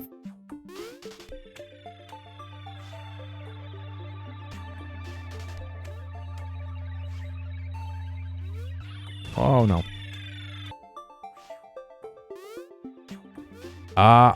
To be honest, for the amount that I can copy and paste and make the web pages, I was not getting paid dirt. Like I said, I could easily do 30 web pages in like 5 or 10 minutes, which is 15 bucks for like 5 or 10 minutes worth of work. If I did that for an hour straight, that's a significant amount of money in 2006, 7, 8, you know what I mean? It was well worth me doing it, like whatever the math ended up being. Oh no. No, I'm using those.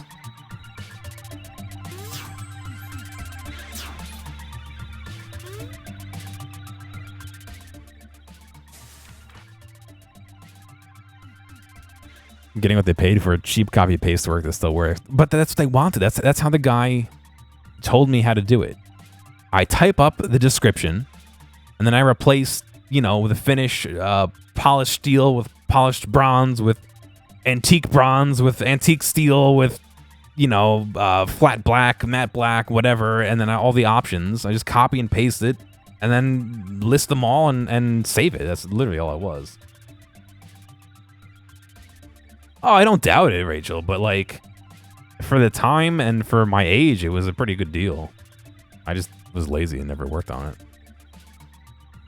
I didn't have to do any of the formatting. It was literally the copy and the image, which I found on the website that correspond to the physical, the vendor's website. So we were just stealing this stuff from the vendor, basically, but not really, because we were listing it and selling for the vendor. So I don't know. Doesn't matter. Why swag? What you see is what you get. In 1980, the personal computer becomes more accessible to the general public.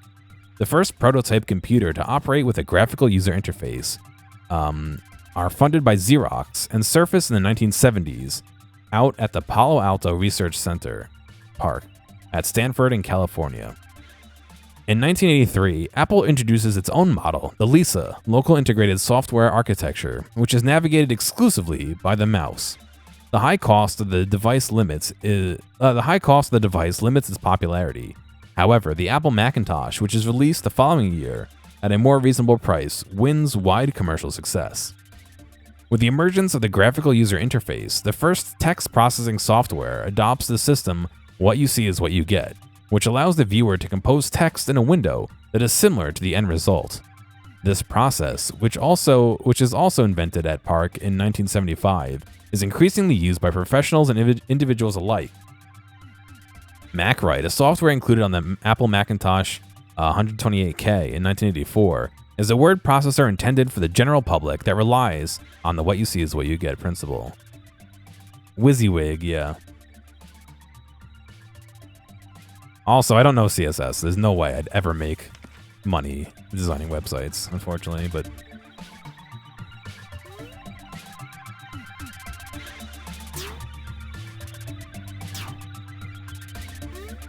No, I did it last time, too.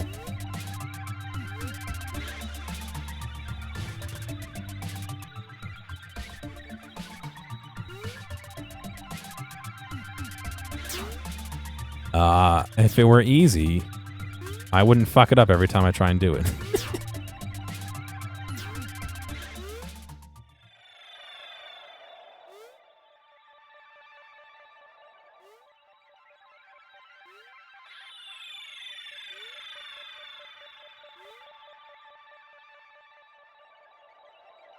No.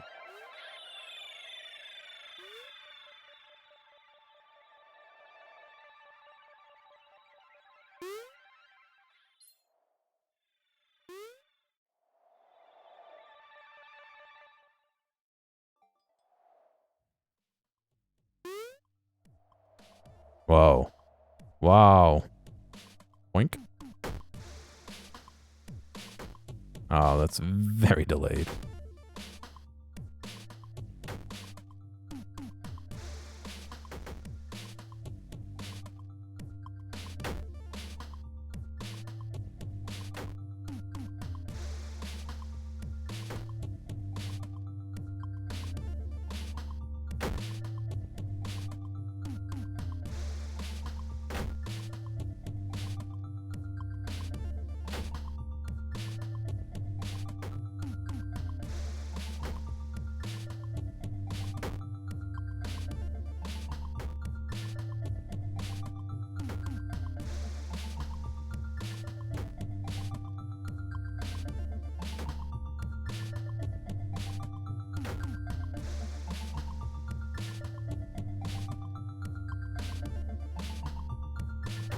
Go on top, please.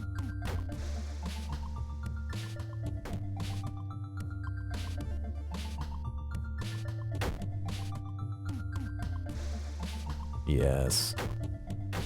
Now stay up there.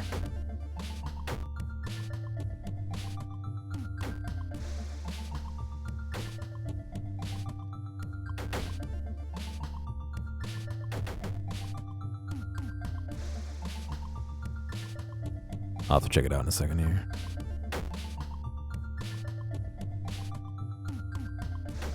Yes, give me... Oh! God. I didn't realize what was happening for a second. Whenever I tab out, the music dies, so I don't want to do that as if I can avoid it. Bitmap fonts. Is it supposed to be an A? The development of personal computers with a graphical user interface provides the general public with tools for composition and the printing of text that were previously reserved for professionals in the printing industry. This evolution is initially accompanied by a backward step in terms of quality due to the particular encoding of bitmap fonts within these first-generation computer systems. Bitmap fonts, or dot matrix fonts, consist of a matrix of font pixels, rows of points, or the smallest addressable element that a screen can display, which represent the image of each glyph for each face and size. The primary disadvantage of bitmap fonts is that the visual quality tends to be poor, especially with the limited processing power and memory of early computers. Moreover, the first graphical interfaces operate in such low resolution that the pixels are large in size. The first bitmap fonts, therefore, distort, oh, what a sentence to distort, the characters/typefaces, allowing jagged edges on the diagonals of the letters, especially when not displayed at their original size. Despite the invention of a system that's called anti-aliasing, which partly corrects these imperfections, bitmap fonts are increasingly replaced by outline fonts. By vector fonts? I guess I don't need that to be on the right. I can do this.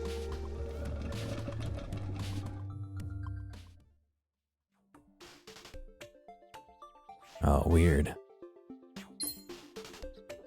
Oh yeah, the Bezier curves or whatever they're called. Gross. I mean, we love them.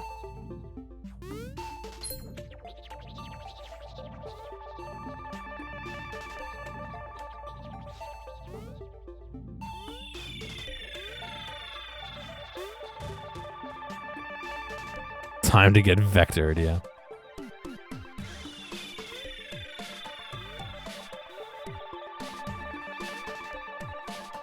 Rip.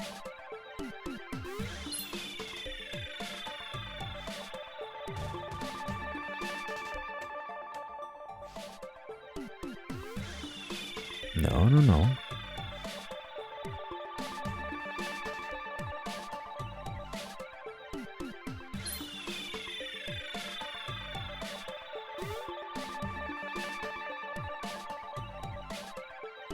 Oh no.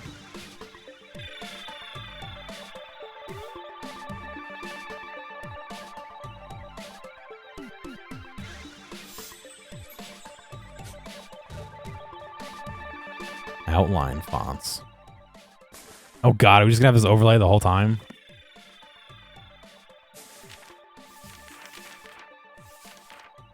Outline fonts. The first bitmap fonts have matrices of pixels that are not ideal for typographical printing. The invention of vector fonts, however, which are based on the principle of curves defined by Pierre Bezier, a French engineer who specializes in the construction of automobile parts, eliminates these flaws. In 1962, while employed at Renault, Bezier invents a self-titled computer-based system that scans and stores geometric shapes according to their lines and curves, which is then adapted to the design of the computer characters used to create the first scalable fonts. These vector fonts are determined using the mathematical equation for Bezier's curves, which calculates and spits the pixel point flat enough to be drawn on linear or circular segments. Vector fonts can be displayed at any size and are more easily processed without loss of quality or imperfections, like the staircase effect of bitmap fonts.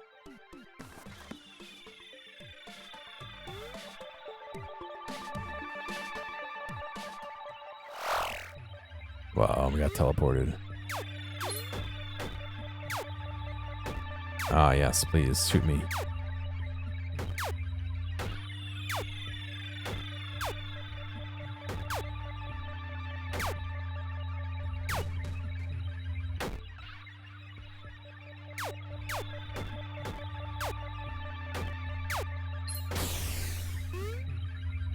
Got him.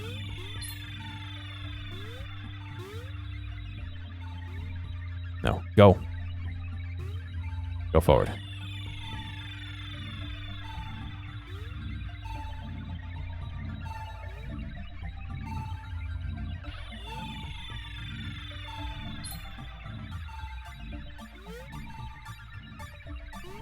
Yeah, we got Space Invaded. Was it some Tetris? Oh, yeah. Get that Tetris font going.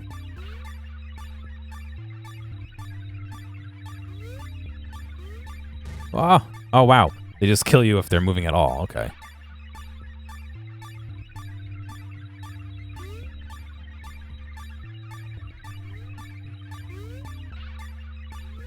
I like the constant mainframe computer blipping in the background. Not the constant blip, but the in the background.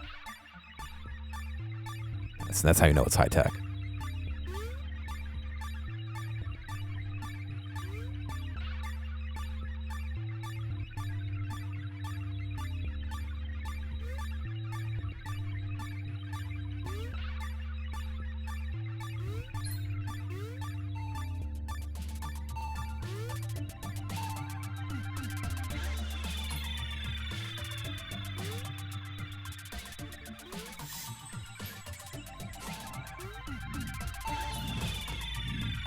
Desktop publishing.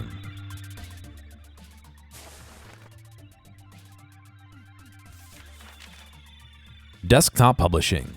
In 1982, John Warnock and Chuck Gleschke, who are also involved with the original development of markup languages, GML, SGML, HTML, leave the Park Laboratory at Stanford to launch Adobe and market their own page description language called PostScript, which uses vector formulations. Adobe released a new font format for printers called PostScript Type 1, which quickly becomes the international standard. This format is particularly advantageous as it is readable by all computer systems. In 1985, Apple releases its first PostScript-compatible laser printer, and the following year, Adobe launches Illustrator, the first vector graphics editing software. Software releases like Aldus PageMaker, 1985, Quark Express, 1987, and the famous Adobe Photoshop, 1990, complete this revolution. Now all activities related to the publication of texts and images and image editing are computerized. Desktop publishing, DTP, eventually and permanently replaces photo composition throughout the publishing world, and thanks to the increasing popularity of personal computers, high-quality self-publishing and printing techniques are accessible to all. They got Tetris but didn't disappear. Scammed, yeah. They're cheating.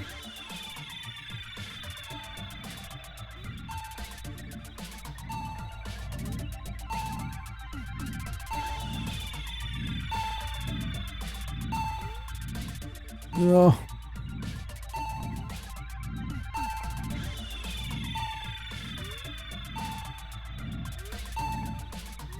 Come on.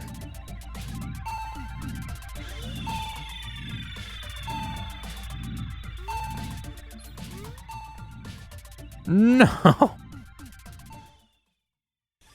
Yeah. They're once again only for the rich.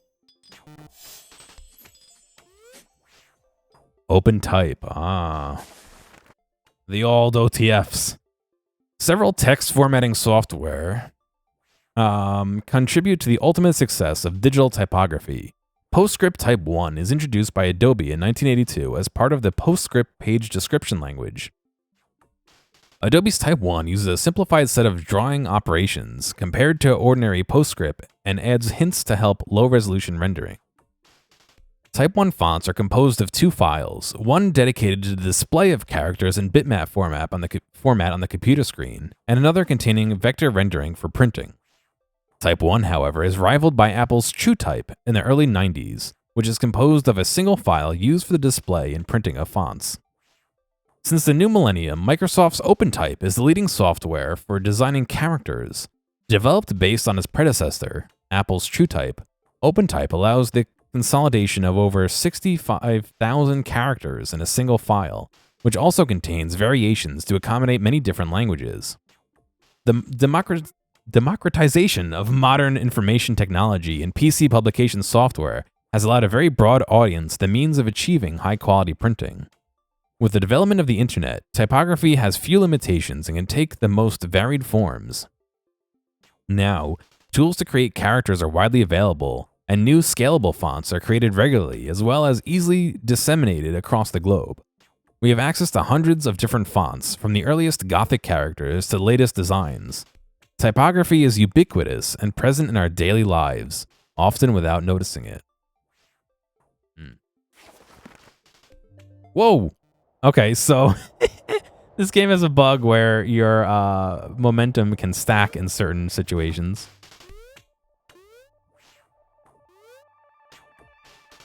Obviously that was one. Get out of here. Get out of the hole.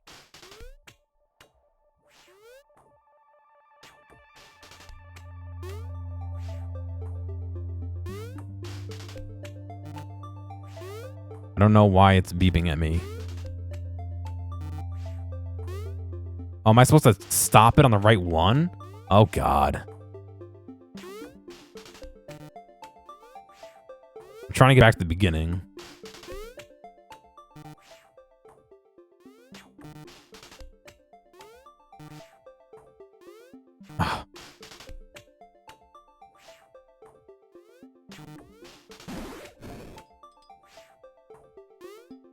At least they show you what it looks like underneath.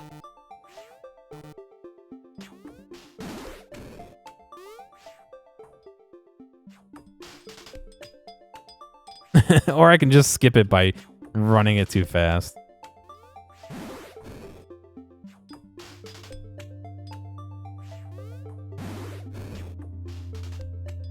That's rolling slowly on its own. We're good.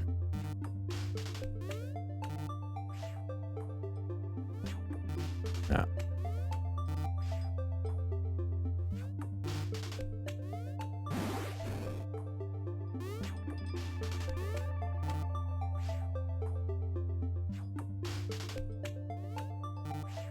No, it's not that one.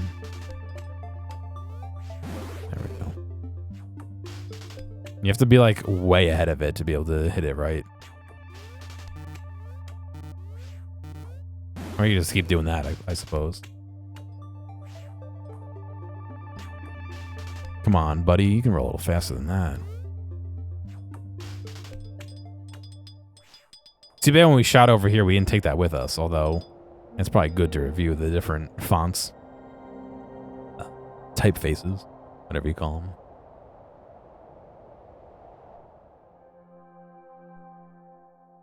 All right, I think we got one world left then. What could it be?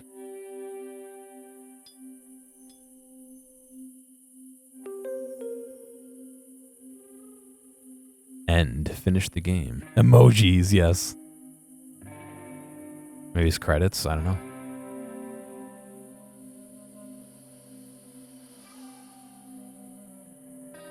It's the moon. Yeah, it's the credits, okay. I mean, I enjoyed that. That was pretty cool. They presented it in a way that was easy to digest, interspersed with a little bit of gaming, which is cool.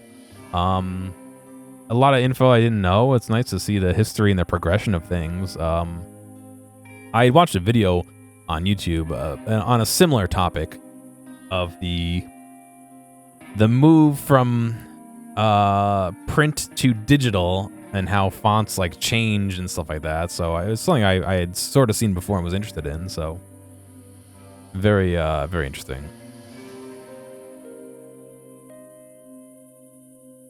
As a reminder, this is part of a pack of 10 games by a group called ARTE, A-R-T-E, that have been publishing video games for the last 10 years. I think they've been publishing or sponsoring them or something. And so this is one of the first ones they had put out or sponsored or done something with. They gave me keys for a lot of them, so I had intended to play a few of them today, although I didn't get to more than one. Seemed like a publisher. Yeah, something like that. It was like a publisher or a collection, a group that sponsored things like that. So this was the first of the ones that I had set aside to play. Oh, maybe we're not done.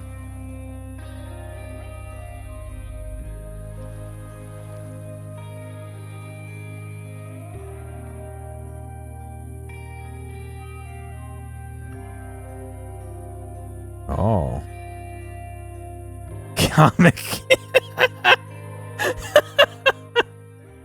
Yes. A secret level.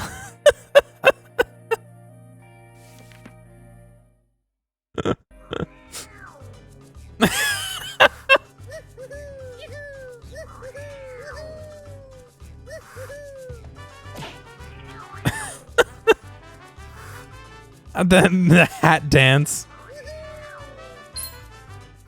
Oh shit. Oh shit, the cat's trying to eat us.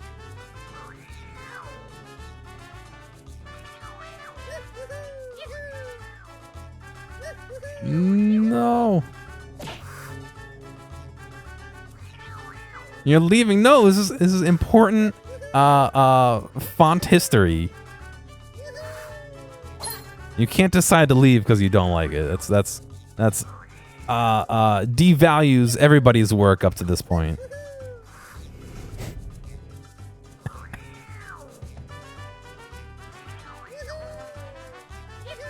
Shit.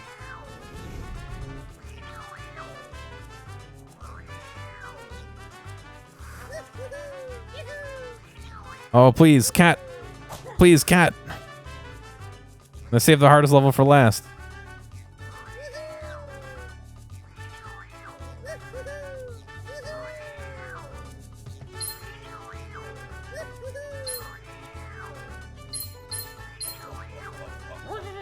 Oh my god.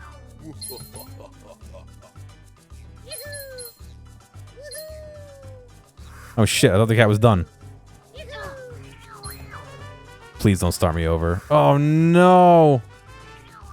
There's no save points in this entire level. Don't do that to me.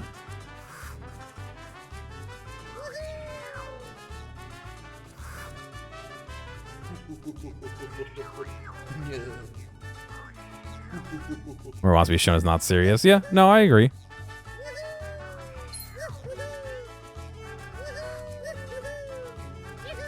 Right into the cat's mouth. I know it's a troll level. I know.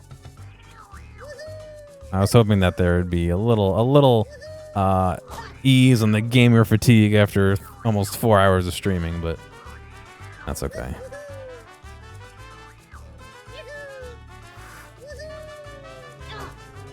I wonder if you could like hide from the cat somewhere, you know what I mean?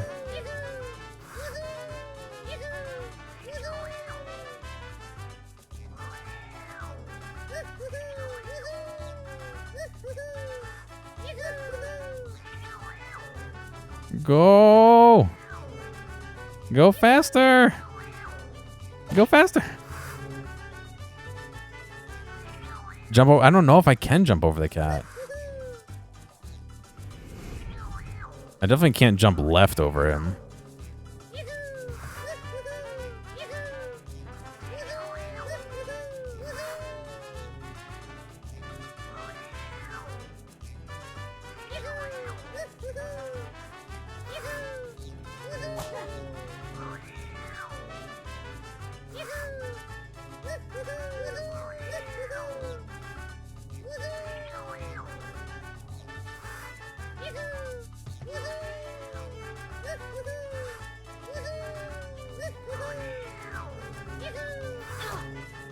Damn.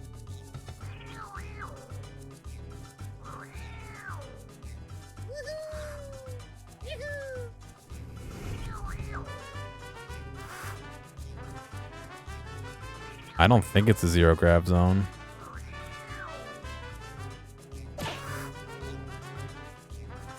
It's so small, I don't even know if I could make use of it if it were. I can't even like get inside of it.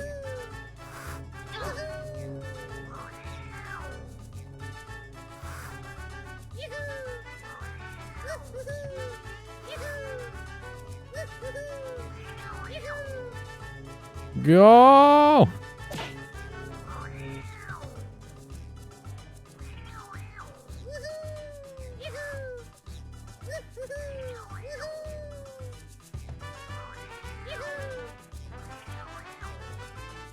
It's gotta go fast.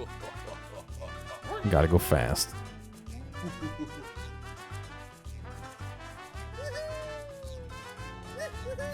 Ah, the ampersand. Very good. I missed the T. That's alright. Don't need it. Oh, okay. Calm down, Sonic. I gotta finish the level. It's the Halloween horror chase. Yeah.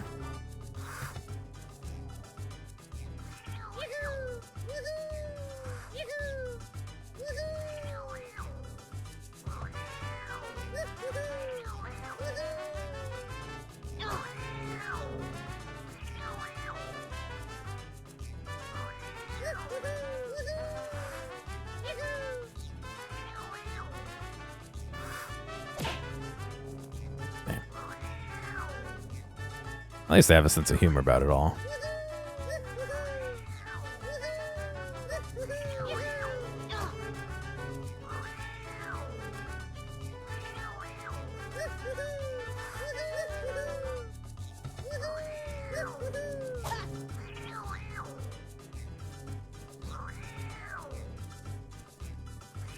New Super Meat Boy, yeah.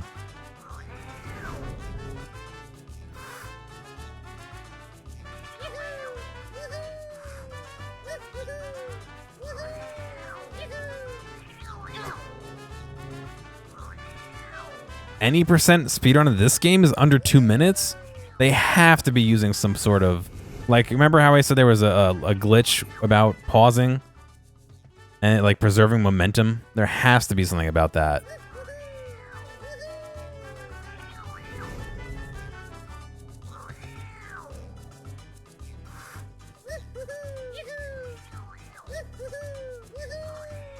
How I initially do those first couple of jumps, like, really matters.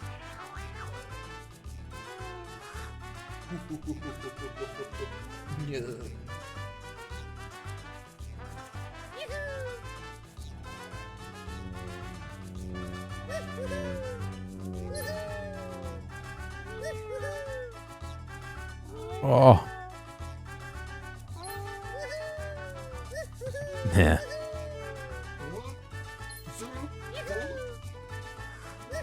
Wow. This is gamers for real now. Oh, alright, the cat's at least gone.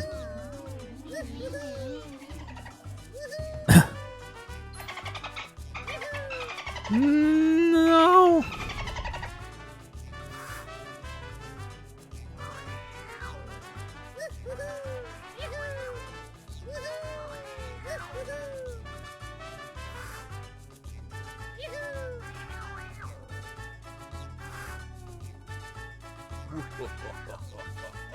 Become 2006 to win. Not even 2000. Yeah, right.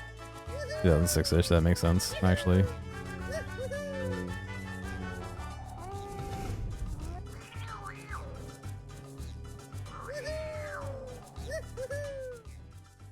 Use the book and then unpause? Maybe. I'm not sure. No. There is something about speed storing or compounding like momentum or something. I just don't know what it is. I did it a couple times by mistake. Then I open a chapter? Maybe? I honestly don't know. I'm sure there's some website somewhere that would help you find out. Cat, please.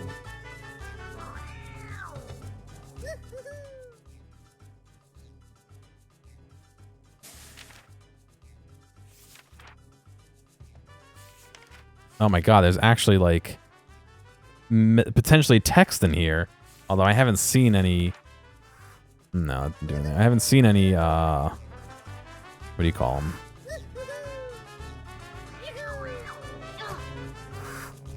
Asterisks.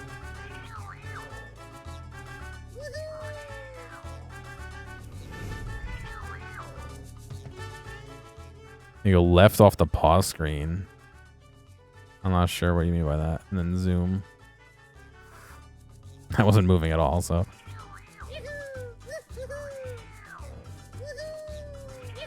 Not on this level, gotcha. That's fine. I'm sure I can beat it. It's just more of a matter of lining up all the appropriate actions.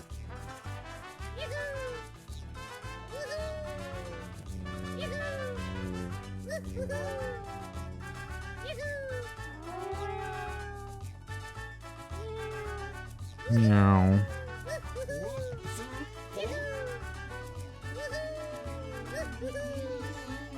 Oh.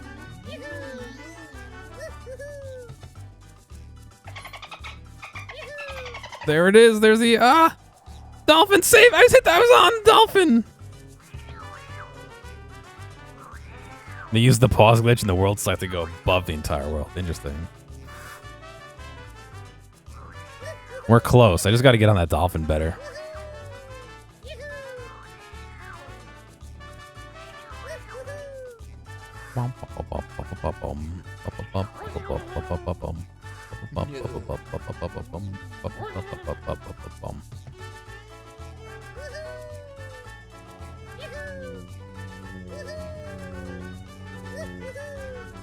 I mean, I'm more consistently making it past the level, you know what I mean? Or this far, at least. Oh, no.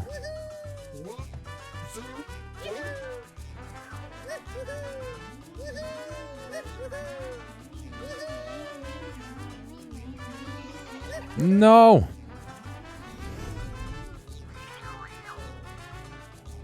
Well, I'm not necessarily enjoying it. I'm happy to be able to take the challenge on, I guess. I'm enjoying the music.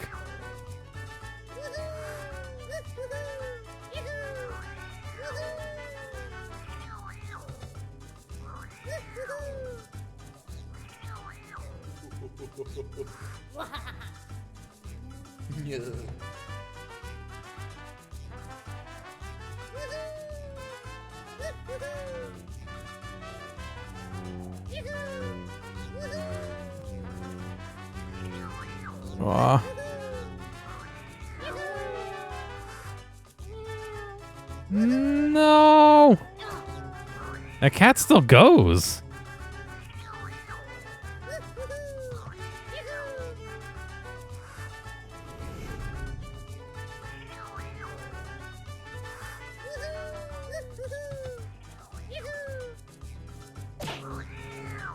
I like how one gets destroyed every time and one is just fine.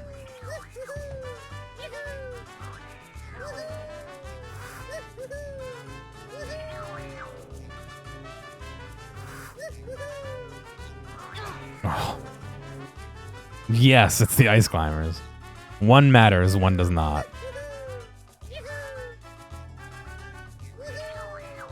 No, hurry up, hurry up, hurry up. Hurry up.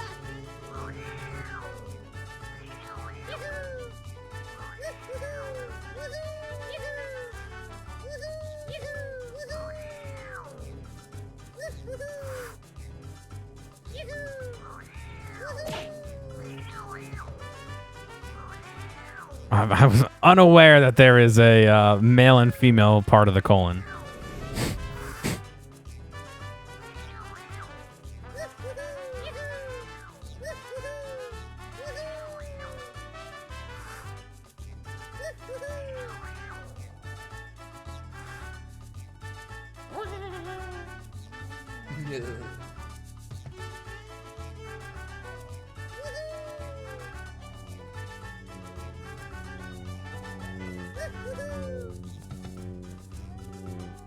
Please go a little faster. Please go a little faster. Please go a little faster.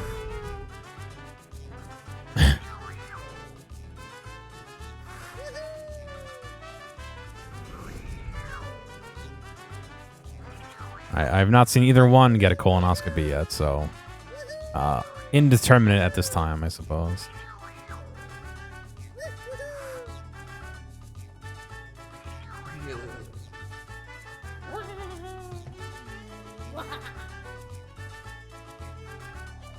Oh, no.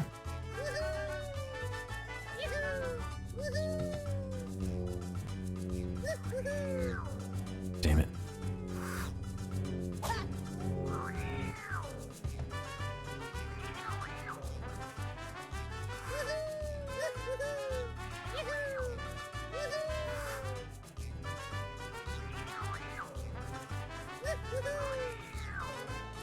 I had a colonoscopy once. It sucked prepping for it. I don't remember any of it. And then I had a ton of tacos afterward. No.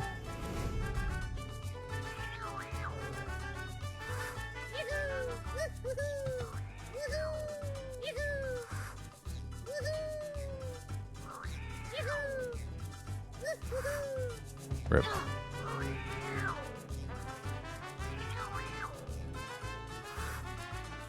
You joke about pumped full of air. The last thing they do before they pull everything out is they do pump some air in there, because the first thing they want you to do when you wake up is to push it out. You joke, but medically sanctioned farting.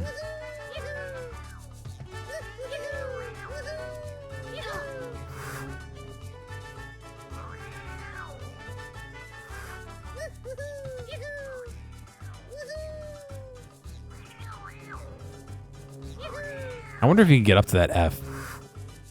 I haven't figured it out. You can die, yes. They put a certain amount in there for you to push out to make sure that the I think that the muscles there are working properly.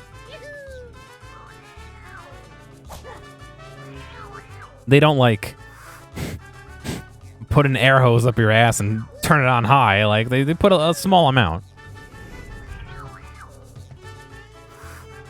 Choose my words carefully lest I inflict certain fetishes in chat.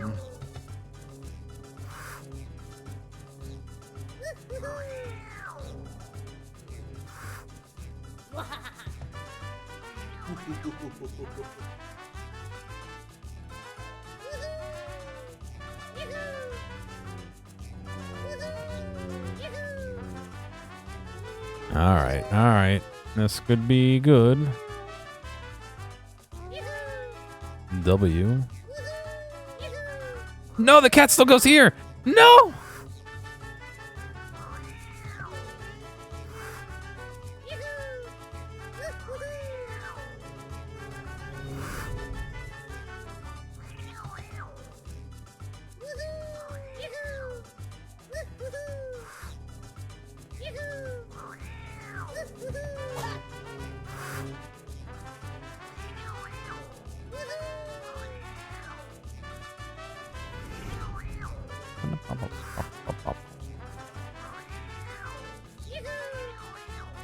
Damn it.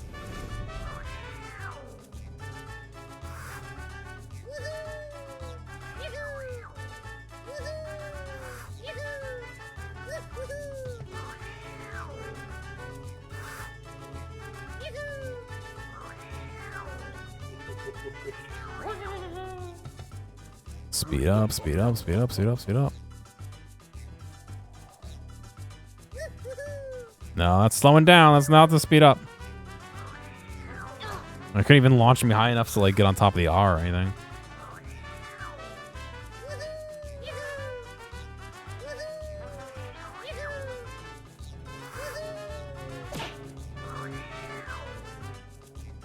Ah, I feel like I've gotten so close like 3 or 4 times. The rest I've made it like almost all the way there or not anywhere near.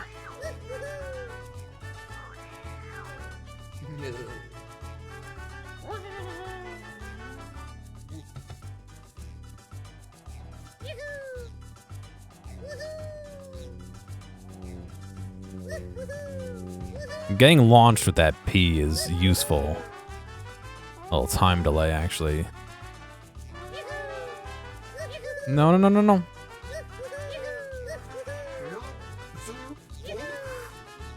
It does stop at the burger. Come on. Come on.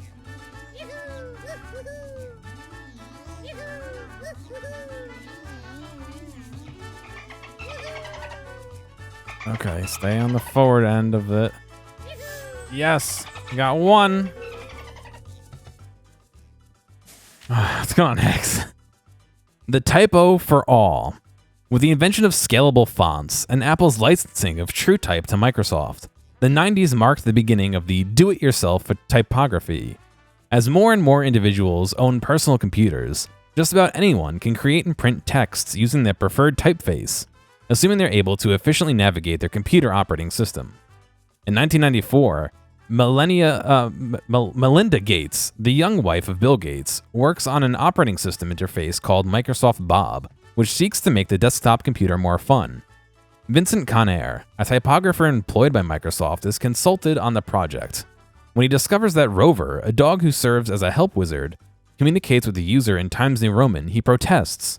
According to Conair, Times New Roman is not suitable for speech bubbles, and all pre-existing fonts are too formal to fulfill the function. Cats and Comic Sans MS are Friends by Diana Ma, 2013.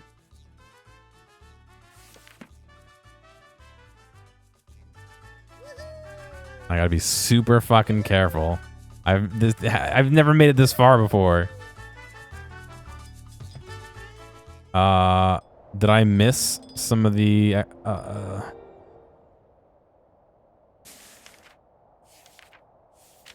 Oh no, we unlocked all of it at once. Okay. A typographical gap to fill. Over a 3-day period, Comic Sans MS is designed specifically to fill the speech bubbles in MS Bob. I remember using it, Microsoft Bob. Using items in his immediate environment for inspiration, the typeface is modeled on the handwritten letters of The Dark Knight Returns and the Watchmen from the comic books in his office, hence the name Comic for comic book, Sans for without wheelbase, and MS for Microsoft. In the end, Comic Sans MS is not built into Microsoft Bob, but included rather on the Windows 95 Plus pack. It rapidly becomes a standard typeface and even appears as the default font in some Microsoft software thereafter.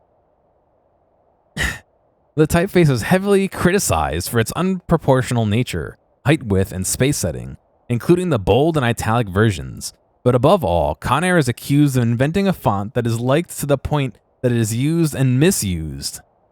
In greeting cards, on fridge notes, and to transcribe meetings. Needless to say, Comic Sans MS invades the 90s as quickly as neon and fluorescent shades. Kiku Dolphin, beach clouds, and palm trees.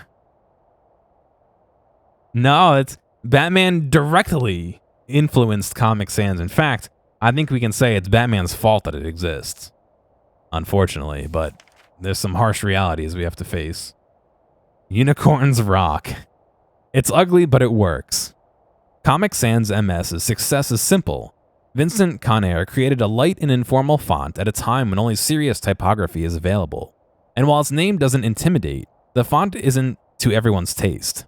In 2000, a movement to ban Comic Sans MS launches and is followed by a game called Kill Comic Sans MS. Despite the disdain, Comic Sans MS remains. In fact, even science is working in the font's favor. Connor Diamond Uman, a researcher at the University of Princeton, recently discovered that complicated and irregular fonts like Comic Sans MS improve one's ability to recall information. It has also been revealed that people suffering from dyslexia read texts written in Comic Sans MS more easily than in Arial or Times.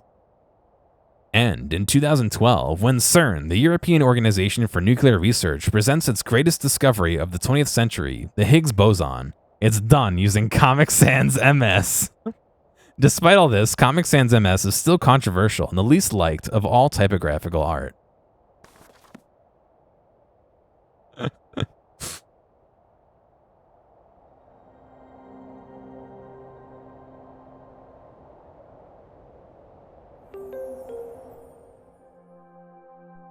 Nice.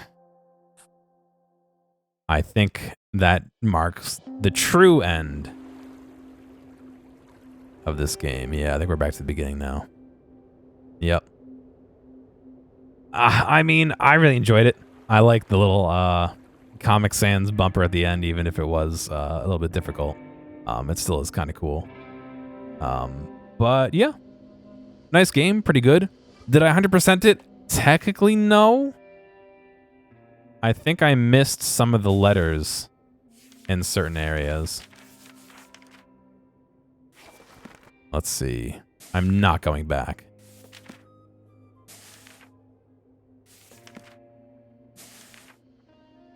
I missed the F in Futura, right? I missed the STU V in Times. Nothing in Helvetica. And Y. Oh, wait. XYZ period. Oh, the ampersand. Ampersand. Yeah. That's all right. Try the speedrun Zoop in... Oh, the end pixel. Yeah. You said it was easier in the beginning?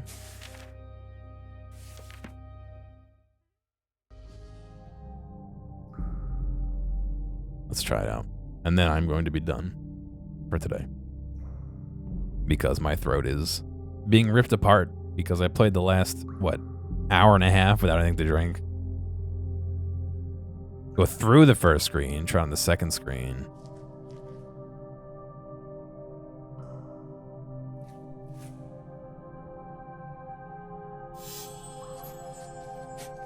Oh god, yes, I understand. I don't want to actually read it through.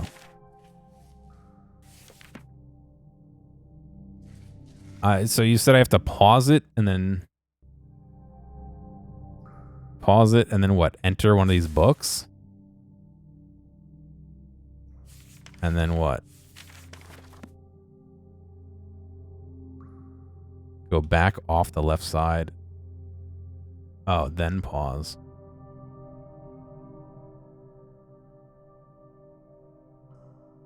Then what? Oh, is it giving me speed to try and push me back onto the screen? No.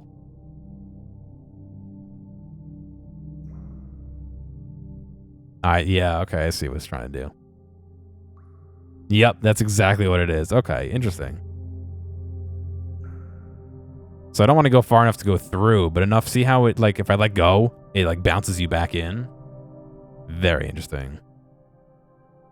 So I wonder if that's based on how long I hang out in here. It probably is.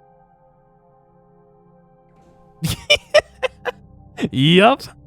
Oh, no, wait, it counted me as out of bounds. Oh, I went too fast out the other side. Oh, shit. Can I just jump to another level here? Oh, I probably should go on to the second one.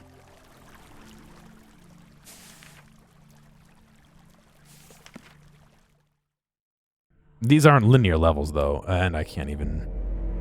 There's no start here, yeah. All right. Interesting. They never used to clip through anything, so it must be impossible to control. Yeah, I'm sure.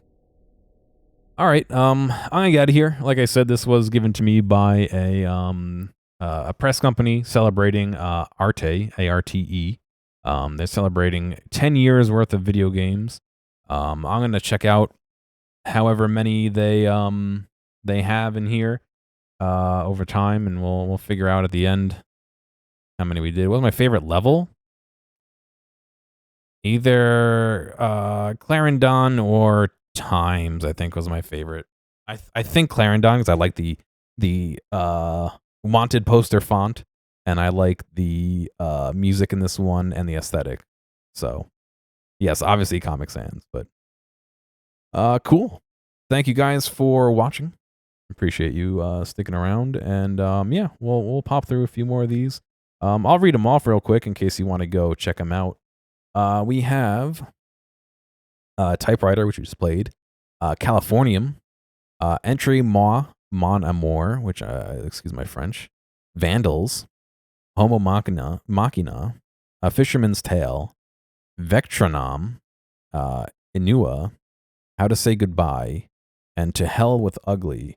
There was one or two that I don't believe I got keys for that I may pick up depending on how I like the rest of them, but Alt Frequencies is one of those, and then I think Bury Me My Love was the other one. We'll see. But yeah, you guys have a good one, and hopefully I see you tomorrow.